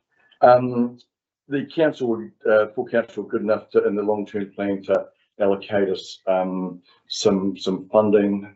So we're just in the process of purchasing 3 trailer generators. Heavies have already got one. It's been there for a wee while. And we're meeting tomorrow with the council. We've got an established relationship with QPR and Cromwell, and we're meeting with the rep tomorrow just to advance the discussions around purchasing another trailer generator. The first one will probably be either for the Vincent Toto, and then Cromwell. There's already got Swag and Cromwell, but we're just looking to a 3-year program, 1 a year for 3 years. We're also just looking to, we do work in with Central Lakes Trust, and the Central Lakes Trust match what the council give us around some smaller resourcing. So we're just looking to move towards a dual fueled generator, which is a cleaner power. It's both petrol, but it's also LPG. So LPG can be stored easily. Most people have got a barbecue, the old 9 kg bottle. We haven't got issues with that sitting in a storeroom with some of these generators in our service centres and some of our halls. So that 9 kg bottle can sit there until it's needed. It's a slightly more expensive generator, but it's safer, gives cleaner power, which helps with our Starlink setups and that sort of thing. So yeah, so we're well and truly embedded with Central Lakes Trust, which are really complementary between us, our funding, and the council. Which leads me on to our community resilience group. So I'm not sure if you're aware, but we do have a community resilience group that has just started up in Roxburgh and in Cromwell. They're in the very, very early stages, but again, Sally and Sarah are both members of those community resilience groups. And they're the groups that are kind of, they're the ones that will be acting for the community and getting information from the community and getting it into us. So CLT, Central Lakes Trust and CODC have provided those groups with generators, with some lighting, first aid kits, a big box basically with some petrol containers and what else, a heater. Some of them have VHF radios as well. Yes. We are sort of pitching towards that worst case scenario. Yeah. So this is about, during Cyclone Gabrielle, the communities that were the most resilient were the ones that actually had those connections and were able to help each other rather than relying on the big machine to come in and help them. So that's kind of where we're heading towards. And they're doing really, really well. Everybody's sort of in a different state. We've got some in Terrace that are just literally members of the community board, or sorry, the hall committee that will stand up and come and help us. And so the final thing we just want to talk about, and Derek said it right at the start, is just personal preparedness, being prepared at home. If we had a big community thing in Wanaka just over the weekend, and I couldn't believe how well it was attended by members of the community. They just want to know what they need. What do they need to have in their personal preparedness kit? And we sort of say, be prepared or don't be prepared. It's still going to happen. But if you do have some stuff, then it just might mean the difference between being a little bit more comfortable or really, really struggling. So we just talk about being prepared at home, being prepared at work too, having a grab bag or having something in your car if you travel a lot. I've got a whole lot of stuff in my truck because I'm so fearful of being stuck in muppet order when A8 hits and then having to go and knock on someone's door and say, oh, I'm from the emergency manager and I've got nothing in my truck, can you help me? Yeah, that won't be a good luck. So just having a little bit of stuff, but just down to basic level, have that plan with your family, let them know if you're out of town, what the plan is, where you're going to meet. If you've got kids that are at school, where do they go to if you're not going to be in town? So talk to them about and stuff, but also we're going to, ask you guys to put that information out to the community as well, get them to be a bit more prepared. We may not have as much damage here as other places, but we certainly won't be getting those resources coming into us into the supermarket, and we will be struggling to feed everybody if people aren't prepared. So that's kind of where we're coming from.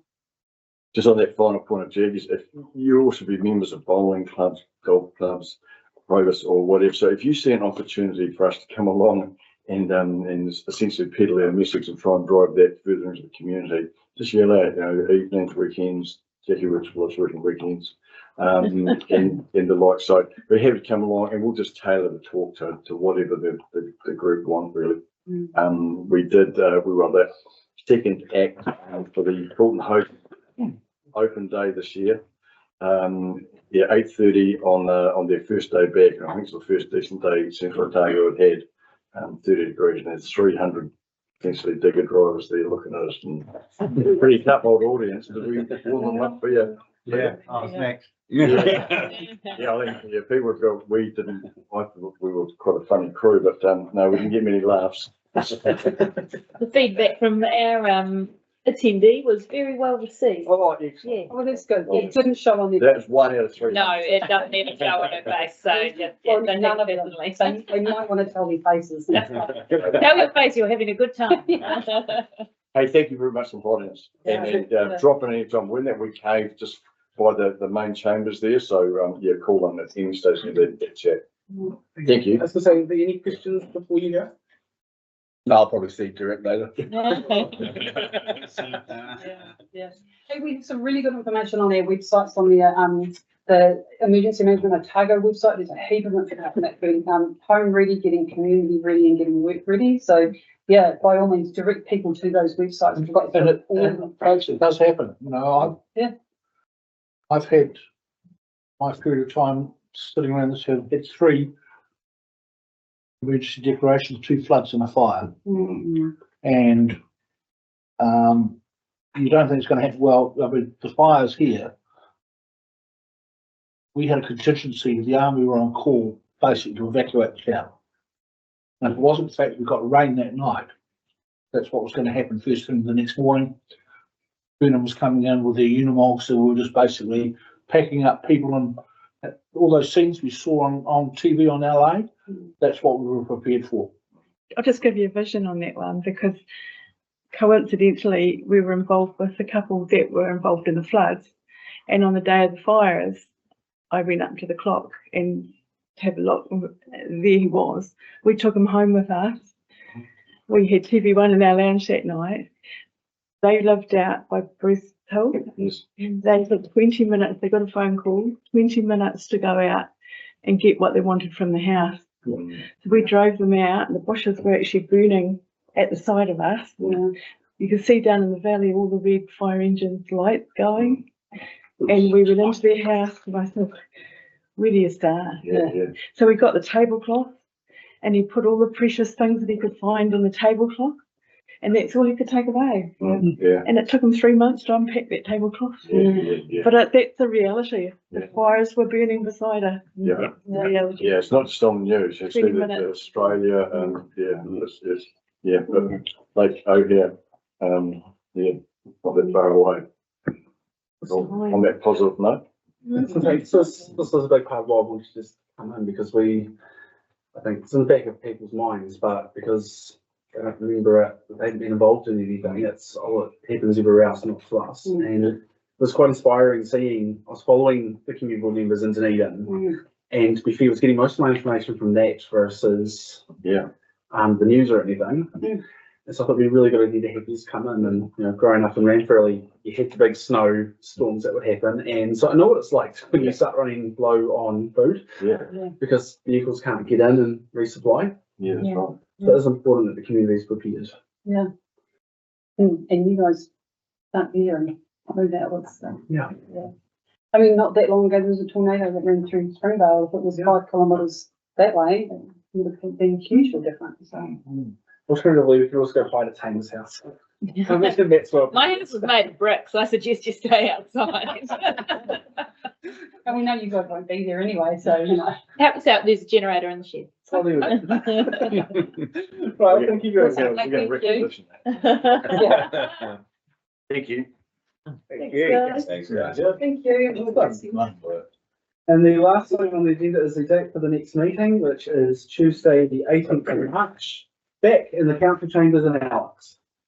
Yeah, so thank you everybody for coming out, and Sarah, especially for helping people set up for this meeting and the last one, and to all the members of the community that came along.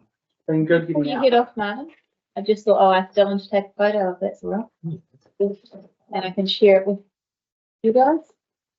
Put up a Facebook post.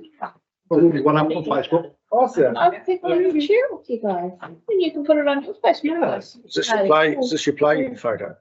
The what? Your play photo? Yeah. Be in it, camera or out? Yeah. Because Peter's sort of leaning back. There you go. Whatever you want, you can duck down. Everyone looking this way and smiling. Thank you. Good dinner. Thanks, yeah. Please, I was just sitting at the table. But Okay. You guys can Yeah. Yes, yeah, anything? I don't think I'll back again. No, Um, Peter's enough. you just know the